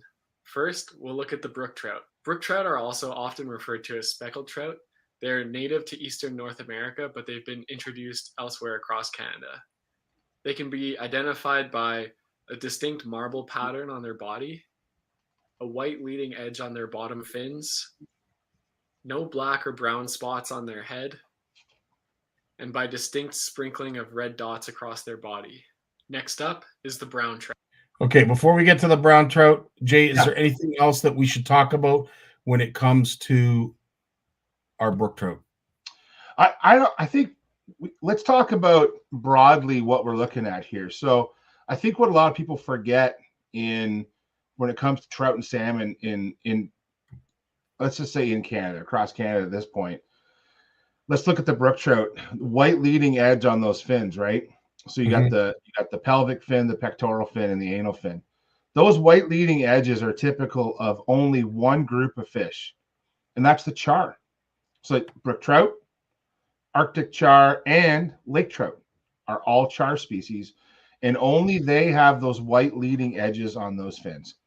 If you see, now we could talk about splake, but that's a cross, so we're not going to talk about that. But yeah, so if you're looking at a salmonid, so it's got that adipose fin on the back, and it's got white leading edges on the fins, it's going to be a char. And then what you're going to look at for your brook trout is you have that square tail on a brook trout versus a forked tail on a lake trout. So those are going to be the main ones. And I think that a lot of folks forget that. In fact, if you really want to get nerdy, Scotty, there's biologists out there who will not call a brook trout. They will call it a brook char. And, always up for a debate on that. But anyways, I think that's important to remember when you're looking at brook trout is those white leading edges on the fins. That's really the first key. And then the other patternings that the author discussed are true to form, exactly how he said it. Sonia has an interesting question here, and I would suggest that the answer would be no. Do they really need the adipose fin, Jay? No, they don't need the adipose fin. It's not a feature that they use, and in fact, it's quite often that's the fin that's clipped when you are catching them in the wild. And it's important to note adipose fins because when you're, this is my own professional and personal belief, when it comes to keeping and maintaining healthy fish populations in Ontario, especially, we rely on wild produced fish. And wild produced fish have good genetics, and they will produce more fish with good genetics. Stock fish, hatchery raised fish, aren't as good genetically, but they help fill a niche that's needed, right? And quite often you'll see, and this happens a lot with steelhead, you'll see the clipped adipose fin as a marker. So if you're going to keep a steelhead, my message is to you, or a lot of trout for that matter, try and do one with a clipped adipose fin, because then you're not taking from wild populations, and you still get to enjoy the fish that you get to take home as your privilege as a license holding angler. One other thing too that we found out through the CFN fish off that I didn't know, and a few of us didn't know, those dots are very unique to each fish, similar to that of the fingerprint for a human. That dot, those dots and how they show up on a fish is different for every fish, and it is unique to that fish. As I said, similar to that of a fingerprint, which I didn't know. I had no idea. And yeah, it's, you got to be really careful about that, but it does. I 100% agree, Scotty. And I know that through the fish off, helping with some of the validations of fish species and fish specimens, that the fish dots has been so important for that. And the dotting pattern too, which I'm sure we'll get into, but when we get into, if we get into Great Lakes fish and Great Lakes salmonids, where those spots are in relation to the lateral line and in relation to on the tail of the fish, the caudal fin, that will help us identify them. So what's unique about that? Because to be honest with you, Jay, this is as far as we go with the brook trout. Where do you see those spots say show up if it is a large water body dwelling fish as opposed to inland? So no, actually, so for brook trout it stays the same, but if we get into the Great Lakes proper, so it is a challenge though, because, and I think this is where people struggle, because you can get a sea run brook trout that is almost silver, right? So in Labrador, in Newfoundland, actually any of the oceans, you can get sea run brook trout on the East Coast or on the Arctic coast, so Hudson Bay.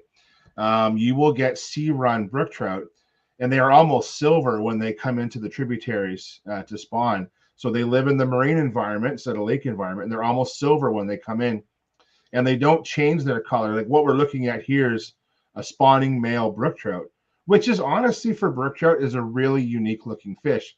They're not always this red or this vibrant in color. Immature fish, non-breeding fish, they won't get this colored up. What we're looking for, so I guess what I'm trying to say is for anglers, don't think that every brook trout should have bright red fins and a bright red belly like that and ultra green back and those markings on the back. You'll hear them called vermiculations. Like they're really pronounced on this fish. This is what I call like the specimen, like a museum specimen photograph of the prime specimen. Reality is though, a lot of the specimens we look at are not prime specimens. They're like you and me, Scotty. We're not prime specimens. We're still humans, but they're not going to stick us in a museum somewhere up, to show us off to the world as being the best examples of our species, right? I sure hope not. I hope not.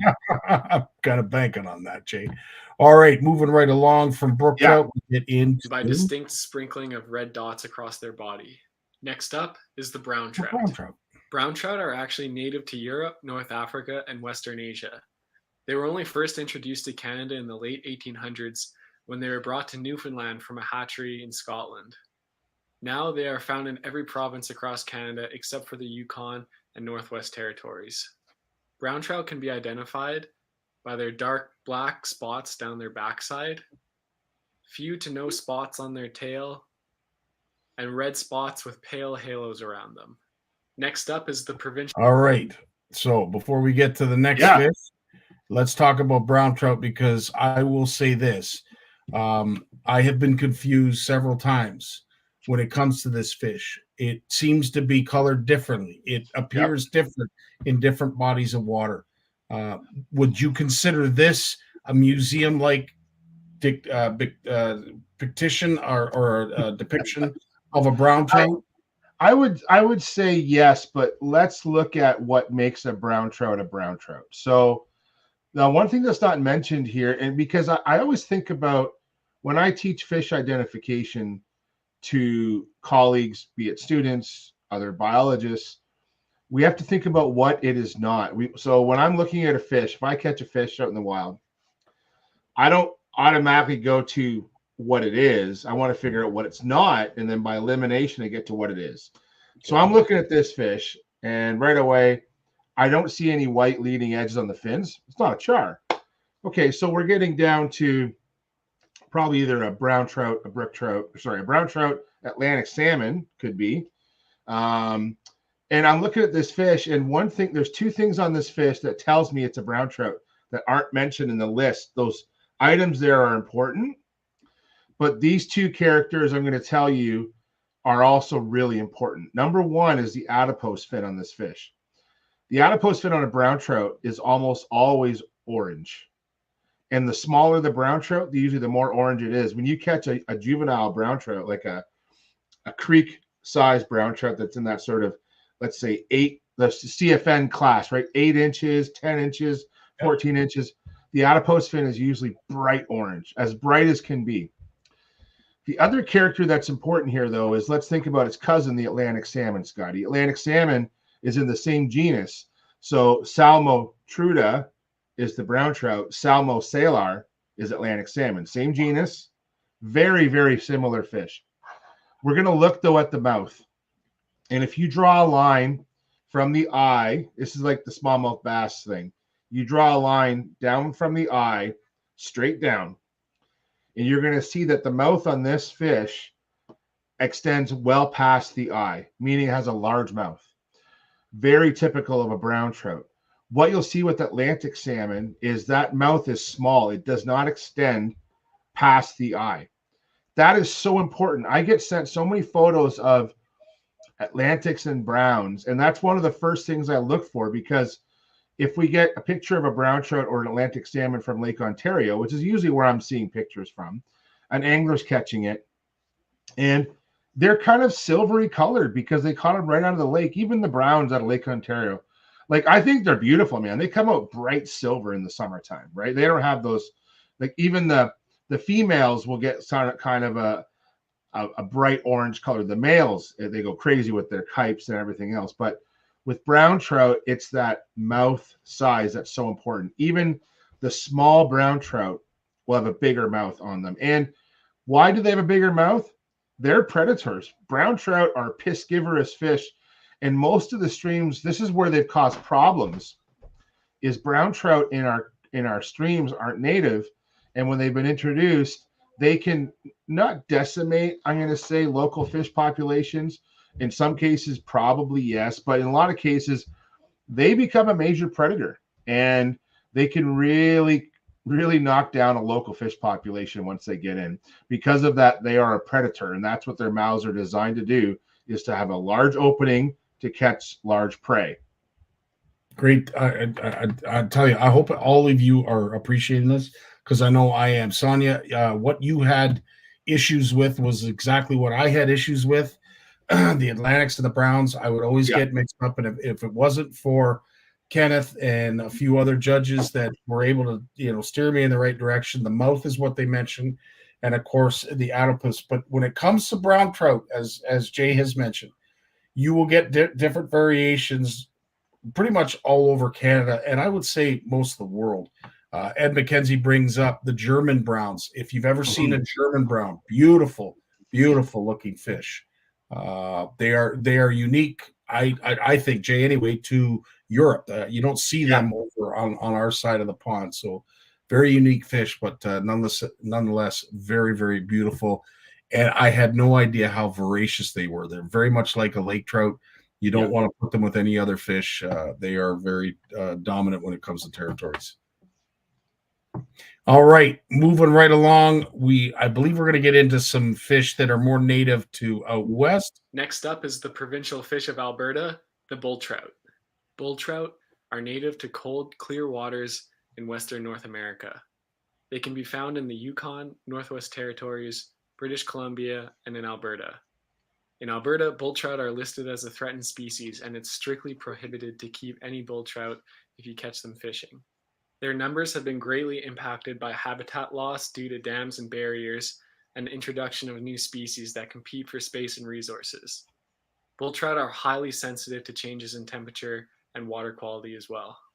The main identifying features of a bull trout is that they do not have black spots on their dorsal fin. If you fish in Alberta, you should be familiar with the phrase, "no black, put it back." Bull trout also have a very large head and mouth. Their fins have white leading edges. They have pale yellow or cream colored spots. And they have a dark olive green back.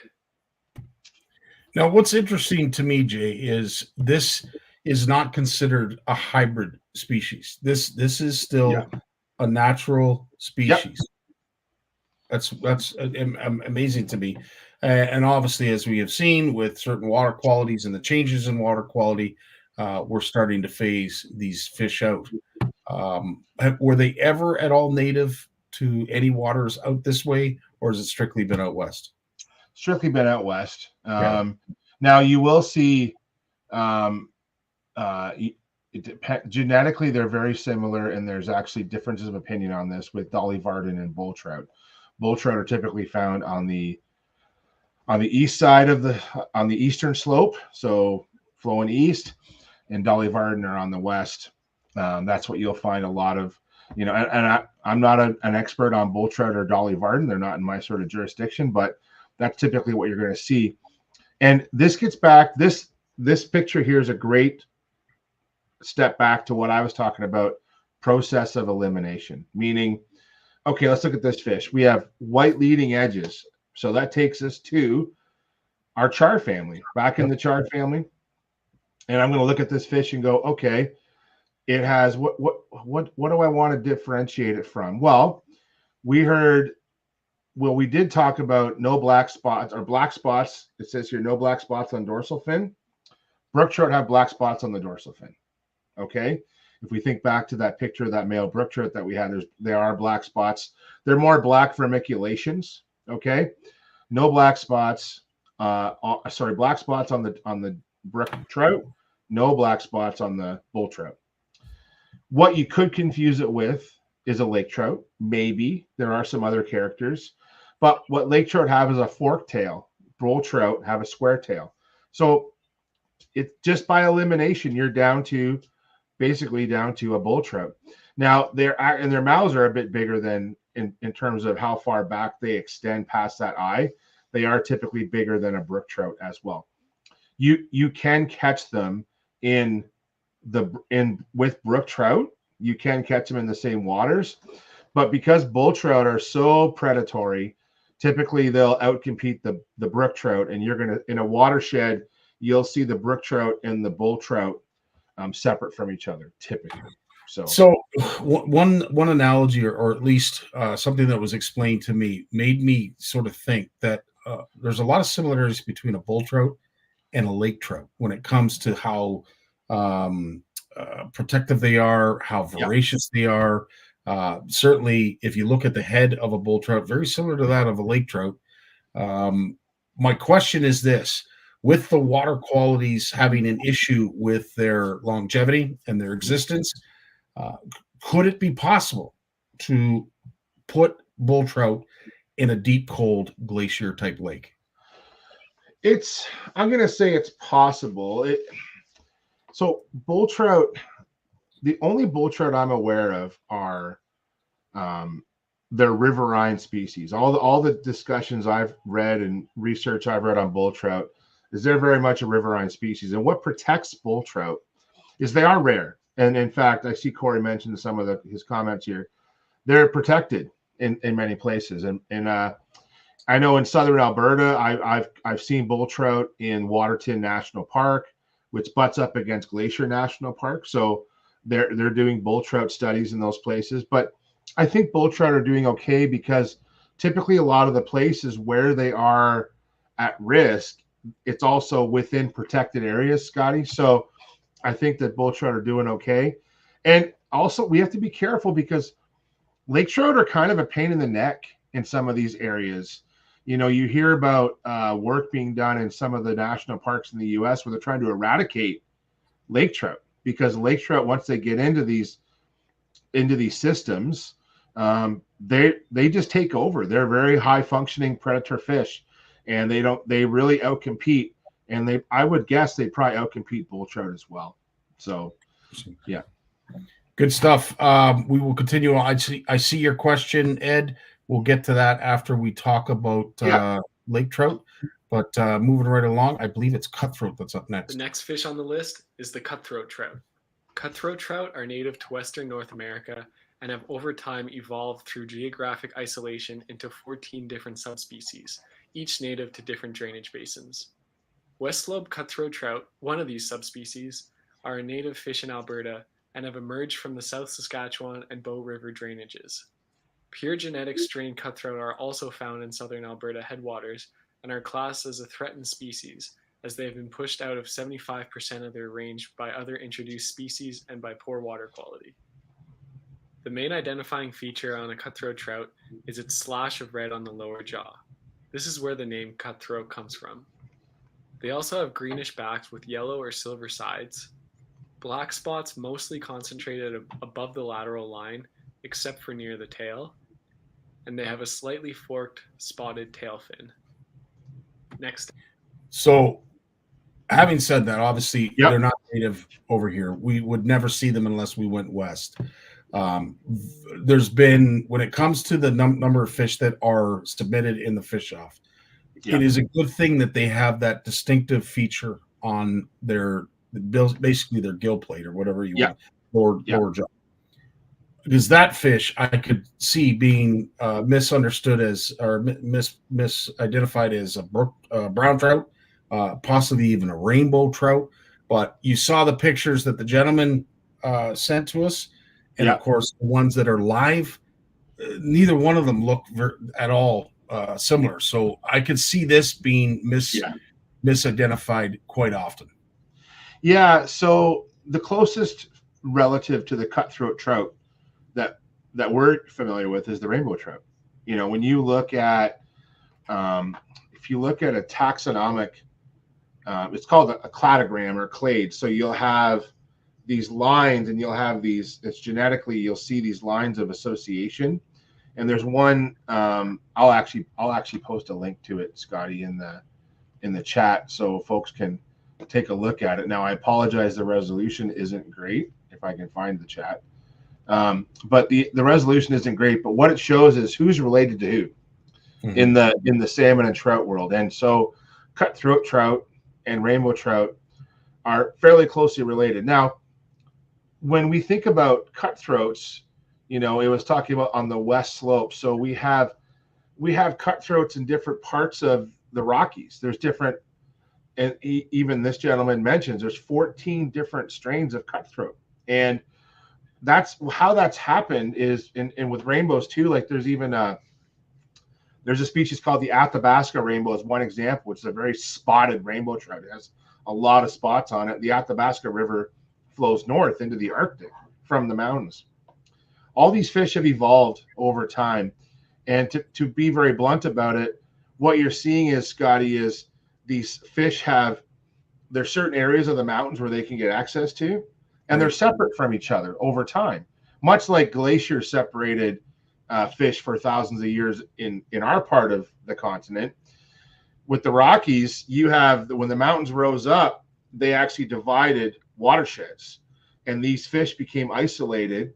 And that's how you're getting, and more or less how you're getting some of these unique strains, is they were isolated thousands of years ago, and these fish have evolved on their own. And so more or less a cutthroat is, and a rainbow trout are very similar compared to their other cousins. And their cousins are, and I'm talking about cousins. So with cutthroat and rainbows, their cousins are the other Ornithorhynchus genus. They're in the genus Ornithorhynchus, which is the same genus as Chinooks, cohos, pinks, and all the other Pacific salmons that we're familiar with. So rainbow trout and cutthroat trout are closer related to a Chinook salmon and a coho salmon than they are to a brown trout, a brook trout, a lake trout, etc. They are quite far away from those other trouts. So don't get confused with the name trout. They are more closely related to Pacific salmon than they are to the typical trout.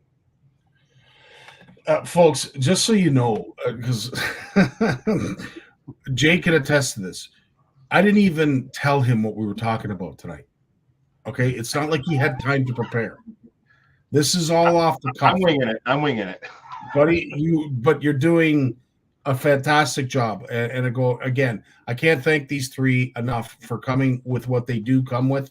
And Jay is just he takes it to another extreme when it comes to this. But I knew folks would find this interesting, and especially for our CFN fish offers, who sometimes want to target out of province fish, like a bucket list, like a cutthroat or maybe a bull trout. And if they ever do, you've just helped them identify it. So, Jay, that's awesome. But moving right along, I believe lake trout is next. Next up is the lake trout. Lake trout are native to only the northern parts of North America. They live mainly in lakes and require cold, oxygen-rich water to survive. They have been widely introduced into non-native waters across North America as well. Lake trout can be identified mainly due to their light green or gray color. They also have lighter colored spots and a deeply forked tail. The last fish on the list for today is the rainbow trout. Let's get back to that. Hold on. Rainbow trout waters across the Let's get back. They also have lighter colored spots. Okay, so lake trout. This is a fish that, let's face it, is pretty much across the country. I don't know if there's a province that does not have lake trout in it. But having said that, they are all native and unique to their bodies of water.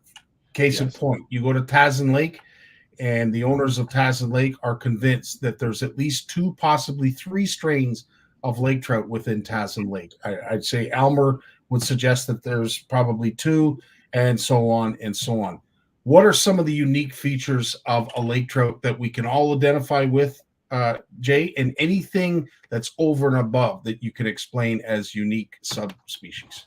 So I'm going to throw another link in the chat that I think is going to, if for the folks that are able to access the links, I'm going to call this one Lake Trout Morse.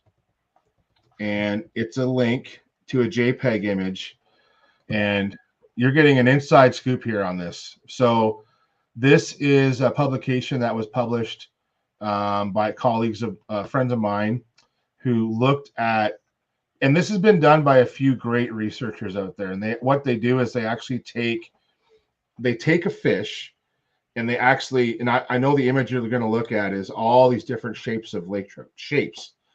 And what they did was they actually quantified those shapes and looked at what shapes are closer related to different shapes. And what they found was that across Canada, there's certain areas where certain shapes of lake trout are more dominant than others. And also too, Scotty, within a certain lake, you will get different shapes. And what I think the proper term is proper morphs. So it's a morphology difference. So you have lake trouts that are short and fat. You have lake trouts long and skinny. You have lake trout in the same lake that are river spawners, that are lake spawners, fall spawners, winter spawners.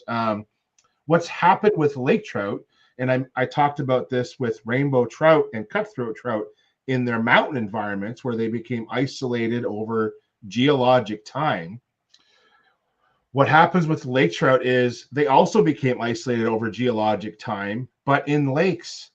So these lakes at one point, like we're talking back in the glaciated period. So, and we're talking as far south as, I'm going to say, Algonquin Park, and Algonquin Park up to, we're talking Great Slave Lake, Lake Athabasca. Like the glaciers impacted all those areas. People may not realize this, but there was a major glacial flow of water that at one time connected Parry Sound to the mouth of the French River and the Ottawa. There was a glacial flow through there. And there's a whole bunch of lakes along the middle of Algonquin Park that have unique lake trout in them because of those flows. And they're nowhere else. In fact, there's a strain of lake trout. Oh, I forget the name offhand. This is where it's good to prepare. There's a couple lakes, like there's a lake in the southern panhandle of Algonquin that has silver lake trout. They don't even have the markings, like the spots. They're just straight like a silver, almost like a mirror carp, Scotty. But a mirror carp is not the same because it's scales. But this fish still has scales, but it's almost a silver. It's called the king's coat. King's coat it's spelled kings, Kings, and then coat, Cote. King's coat lake trout is a unique strain of lake trout in only 1 or 2 lakes in the panhandle of Algonquin. And you'll see this across the lake trout's range. All these lakes and the large lakes like Athabasca, Great Slave have huge diversity in lake trout morphs within the same lake. It's really, really incredible. And if anyone's a nature nut and you've ever grown up watching like David Attenborough films and you've read up, like remember the Galapagos Islands and islands, you had the tortoises were different shapes on different islands, right? The shells were different shapes. The finches were different on different islands, and the finches evolved with different body styles and tools and stuff. This is the same thing, but at a fish level with lake trout. What's cool about lake trout is that with rainbows, they've kind of separated into different species, but with lake trout, genetically, they're still lake trout. They're just in these different morphs based on, and I think some of it has to do with not just where they're spawning, but also where are they in the lake? There's shallow feeding lake trout. There's deep feeding lake trout. There's lake trout in some lakes that pretty much feed on invertebrates that grow, to about maximum size of this. And then you have the 60 pounders that were, the 80 pounders in Athabasca. And some of it's food, but some of it's genetics across geologic time. Interesting. When it comes to stocking, and we've done a lot of it here in the province of Ontario, is there a species of lake trout that is more often used than another? If you know what, I'm sure there is, but I don't know offhand what that would be. So, I don't know. I'm going to guess.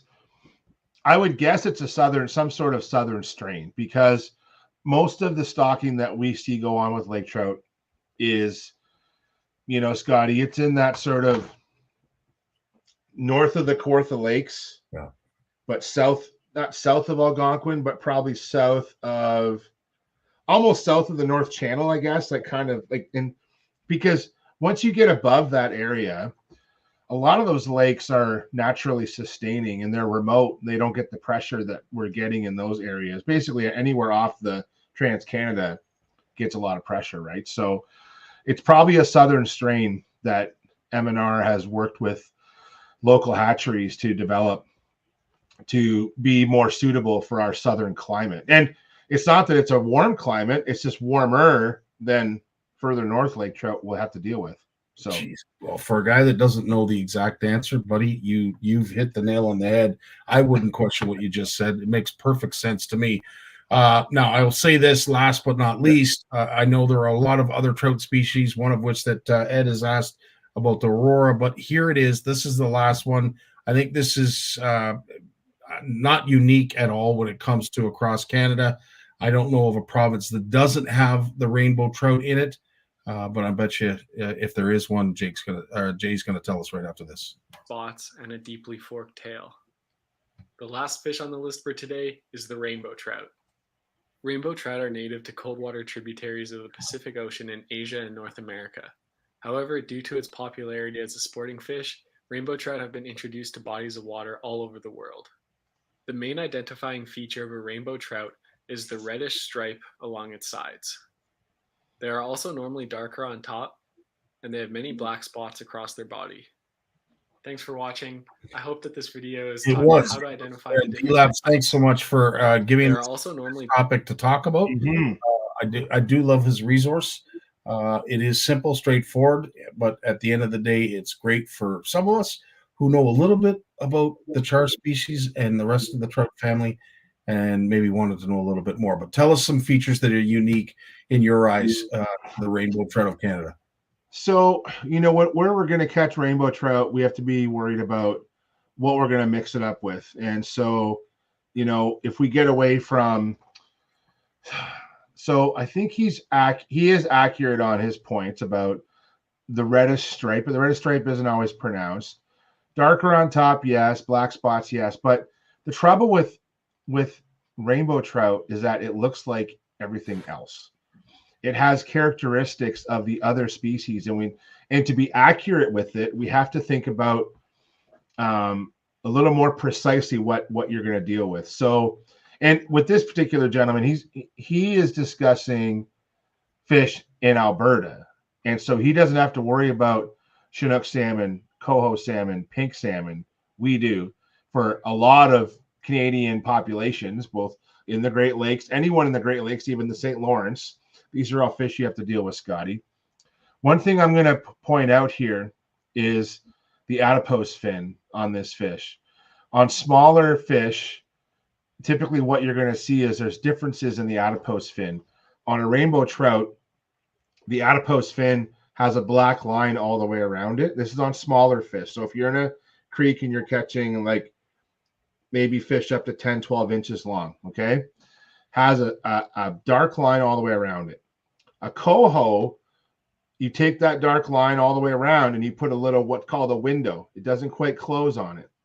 And then if it's a Chinook, it's almost clear. There's almost no dark line at all. So those are three characteristics. Remember, rainbow trout is closest related to Chinooks and cohos as opposed to the other trouts that we're talking about.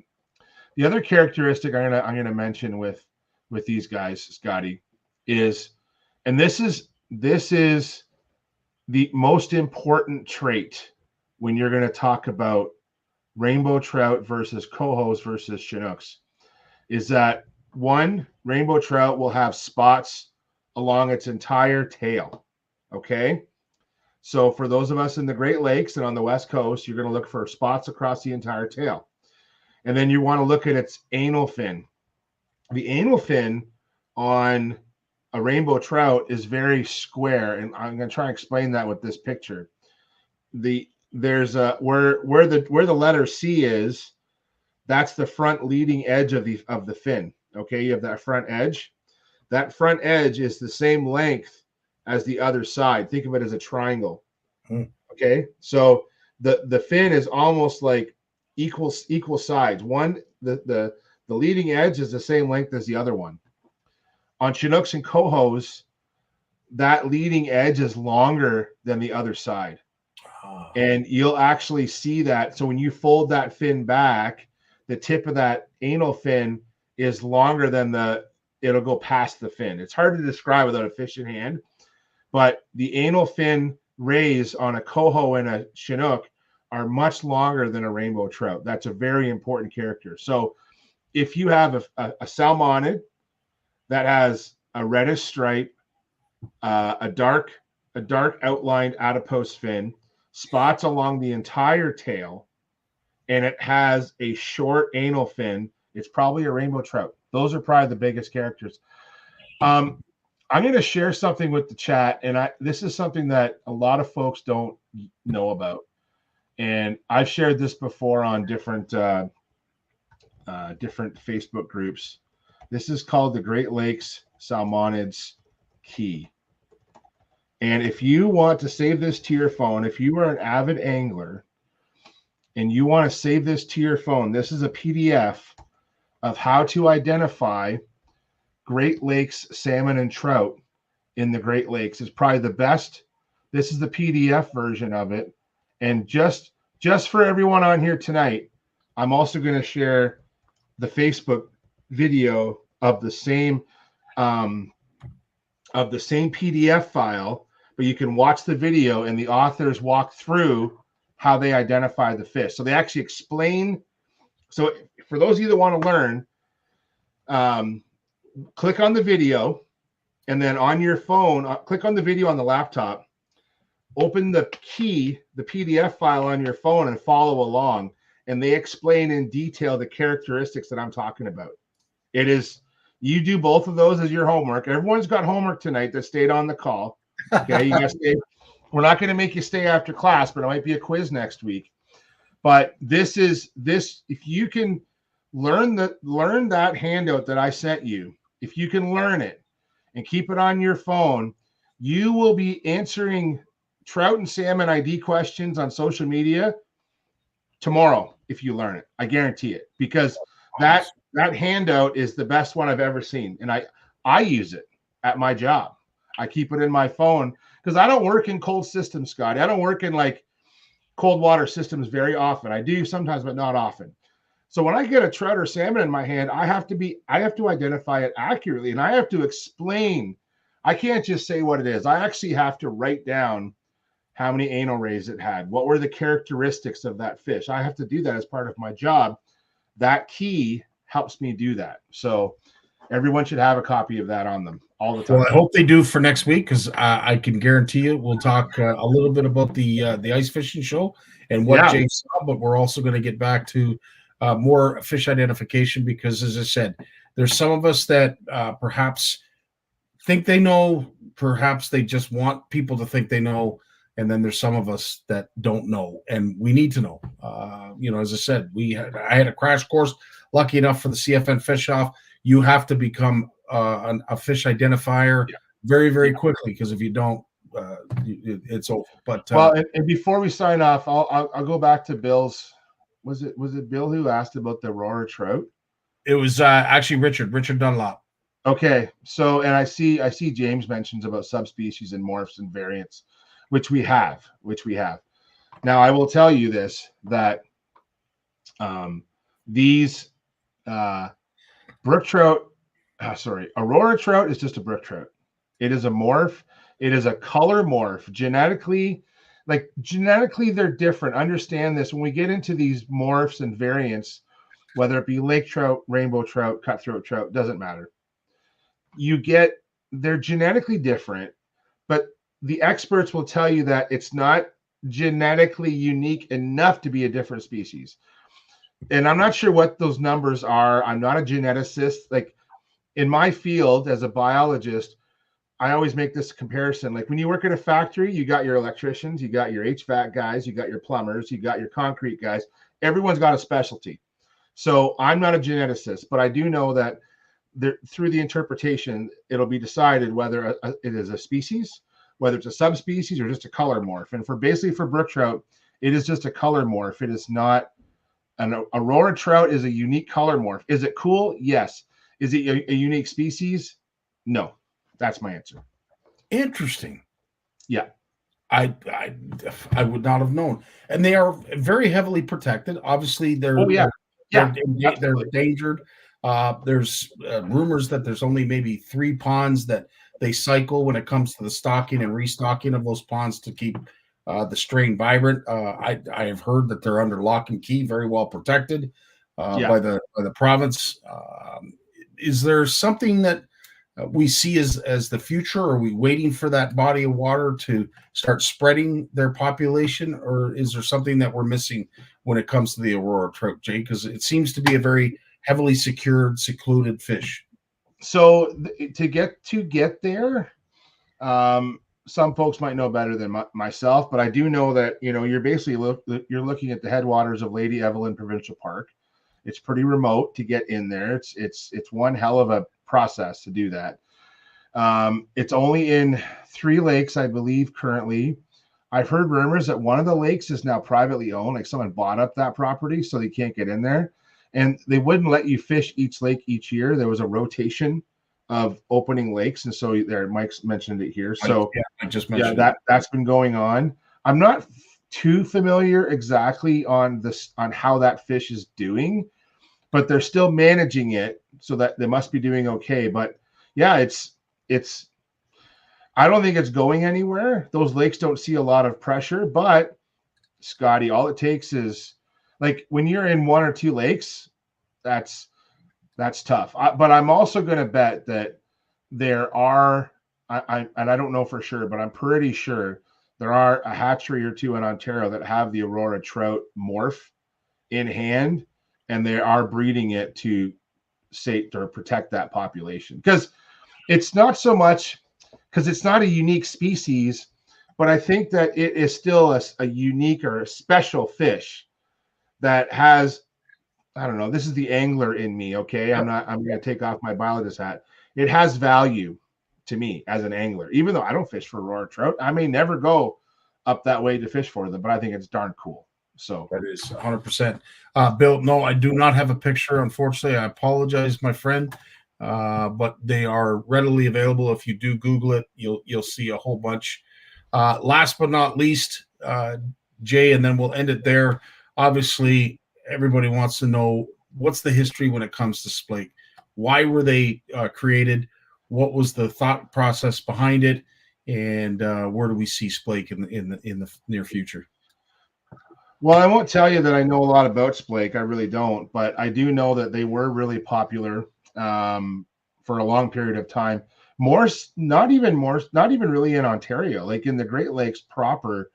There was splake fisheries in Michigan, Superior, and Huron, and they would grow big.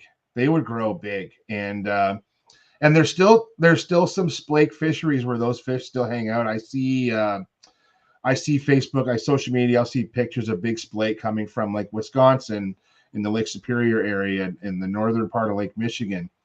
I think it's a hatchery raised fish and they don't reproduce. So the only way you maintain that population is by stocking, and raising fish is expensive. Like if people knew how much it costs to raise fish, you would be floored how much it costs to raise a fish. Like, and I don't have anything against hatcheries. I support hatcheries, but I think that because money's not endless, I think that we have to think about how we want to spend our hatchery dollars and how we want to focus it. And I think that's why splake stocking has kind of ended for the most part. There's still some lakes with splake in Ontario, and there's a couple I like to go to, especially during early ice. And if anyone hasn't caught a splake, they're fun. They are pretty stupid and they're pretty aggressive. And I guess stupid and aggressive as a fish comes at kind of the same thing. But they're tons of fun. And quite often I'm targeting them in small, like Central Ontario lakes. One of my favorite ways to catch them is I'm basically jigging in like 4 to 8 feet of water. In fact, I've hooked splake, like aggressively hitting a spoon, and I've hooked them in 4 feet of water over 8 feet. And when I set the hook on them, they flip out of the hole because I'm only running like four feet of line, Scotty. They'll flip out of the hole and they'll hit you in the back. Unreal. And I've caught splake with frogs in their bellies, if anyone wants a fishing tip. So not saying to use frogs for bait, but they like to feed in these shallow marshes and bays off of main lakes. So don't think you got to fish that main lake point. Some of the shallowest areas in the lake can produce some of the best fishing when it comes to splake. They're a really cool fish. And I was told back in the day, because not really understanding the hierarchy of fish stocking, just loved my beloved walleye, and could never understood why splake would get the nod every day of the week and twice on Sunday when it came to stocking opportunities rather than walleye. It was told to me then, and Jay, I'll get you to maybe answer the question, but it was to provide anglers an alternative when it came to the hard water season, because at that time, most bass species are closed. Lake trout are too difficult to target. They wanted something that was readily available and, as you said, very aggressive and dumb, so that us hard water anglers had something to catch. Yeah, and I think too that with splake, splake also filled a gap when acid rain was a problem too, right, Scotty. Like it really helped to replenish a lot of those lakes, and I think that was because splake grow bigger. And so I think what the province was doing, and I think even the local community hatcheries that help support local lakes, like what's that group out of Halliburton, Scotty? Like they're a cool little group up there. HHOA, Halliburton Ontario Association or Outdoors Association. Like, I love these little fishing clubs that have their own little hatcheries. and they're just keeping their local lakes with fish. I think it's great. And so Splake were part of some of those early programs when the lakes were getting hit hard by acid rain and things like that. And Splake filled a niche, I think, where if you have a tiny shallow lake with a creek flowing through it, it's good for like brook trout that don't get very big. But Splake get bigger. So Splake were kind of used, I think, for like those medium-sized lakes, the ones that might be like a couple miles long and have depths around 30 feet. So in the summertime, there's sanctuary for them. But these lakes were too big for a brook trout, so they would stock Splake in those lakes, and the Splake were hardier. Now I think some of those lakes have lake trout, but I still think that some of the lakes those medium-sized lakes that don't have good spawning areas for lake trout, I think they're still putting. That's why they're still putting Splake in those lakes. And if you everyone goes on the Fish Online app, and if you can set up queries. If you look for Splake, you can find all the Splake lakes in Ontario like that. And Manitoba has a similar program where you can look at where the Splake lakes are. It's not rocket science. I don't have to tell you where they are. You can find them right after I'm off this call. You can go look for a Splake lake near you. Easy to find. Jay, as always, your segment along with Jay's and Jim's and Lawrence's flies by. But again, I really want to thank you, and I know on behalf of everybody that's been listening and has been adding comments, we thank you as well. This has been awesome, and we're going to be doing this obviously next week with the salmonoid species. We'll get into some of the Great Lakes, perhaps maybe some of our ocean run salmon as well. But needless to say, come with your thinking hats on, because we're going to be talking all about salmon next week with Jay. But until then, drive safe to the Ultimate Ice Fishing Show, and we are really looking forward to rubbing shoulders with you, bud. Yeah, we'll see you Saturday, Scotty. Looking forward to it. Thanks, guys, and tight lines, and we'll see you next week. Right on, buddy. All the best. All right. My best to the rest of the family. As always, a great show. Thanks so much for all of you joining. Needless to say, if there's something that you want, a question that you want answered that was perhaps not answered or you didn't get the chance to ask, please put it in the comments, and either myself, Jay, Jim, or somebody else will get to it, and we'll do our best to answer whatever questions that you folks have.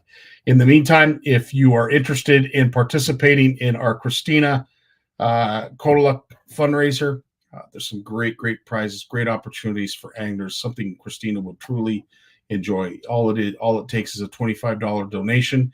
If you are going to the Ultimate Ice Fishing Show this weekend at the International Center, we will be there handing out tickets for you to write in your name and all the pertinent information. And again, we'll be collecting money on behalf of the fundraiser there. In the meantime, folks, it has been an honor to be here every Monday, as it always is. A wealth of information from all three of our guests, Jim, Lawrence, and of course, Jay.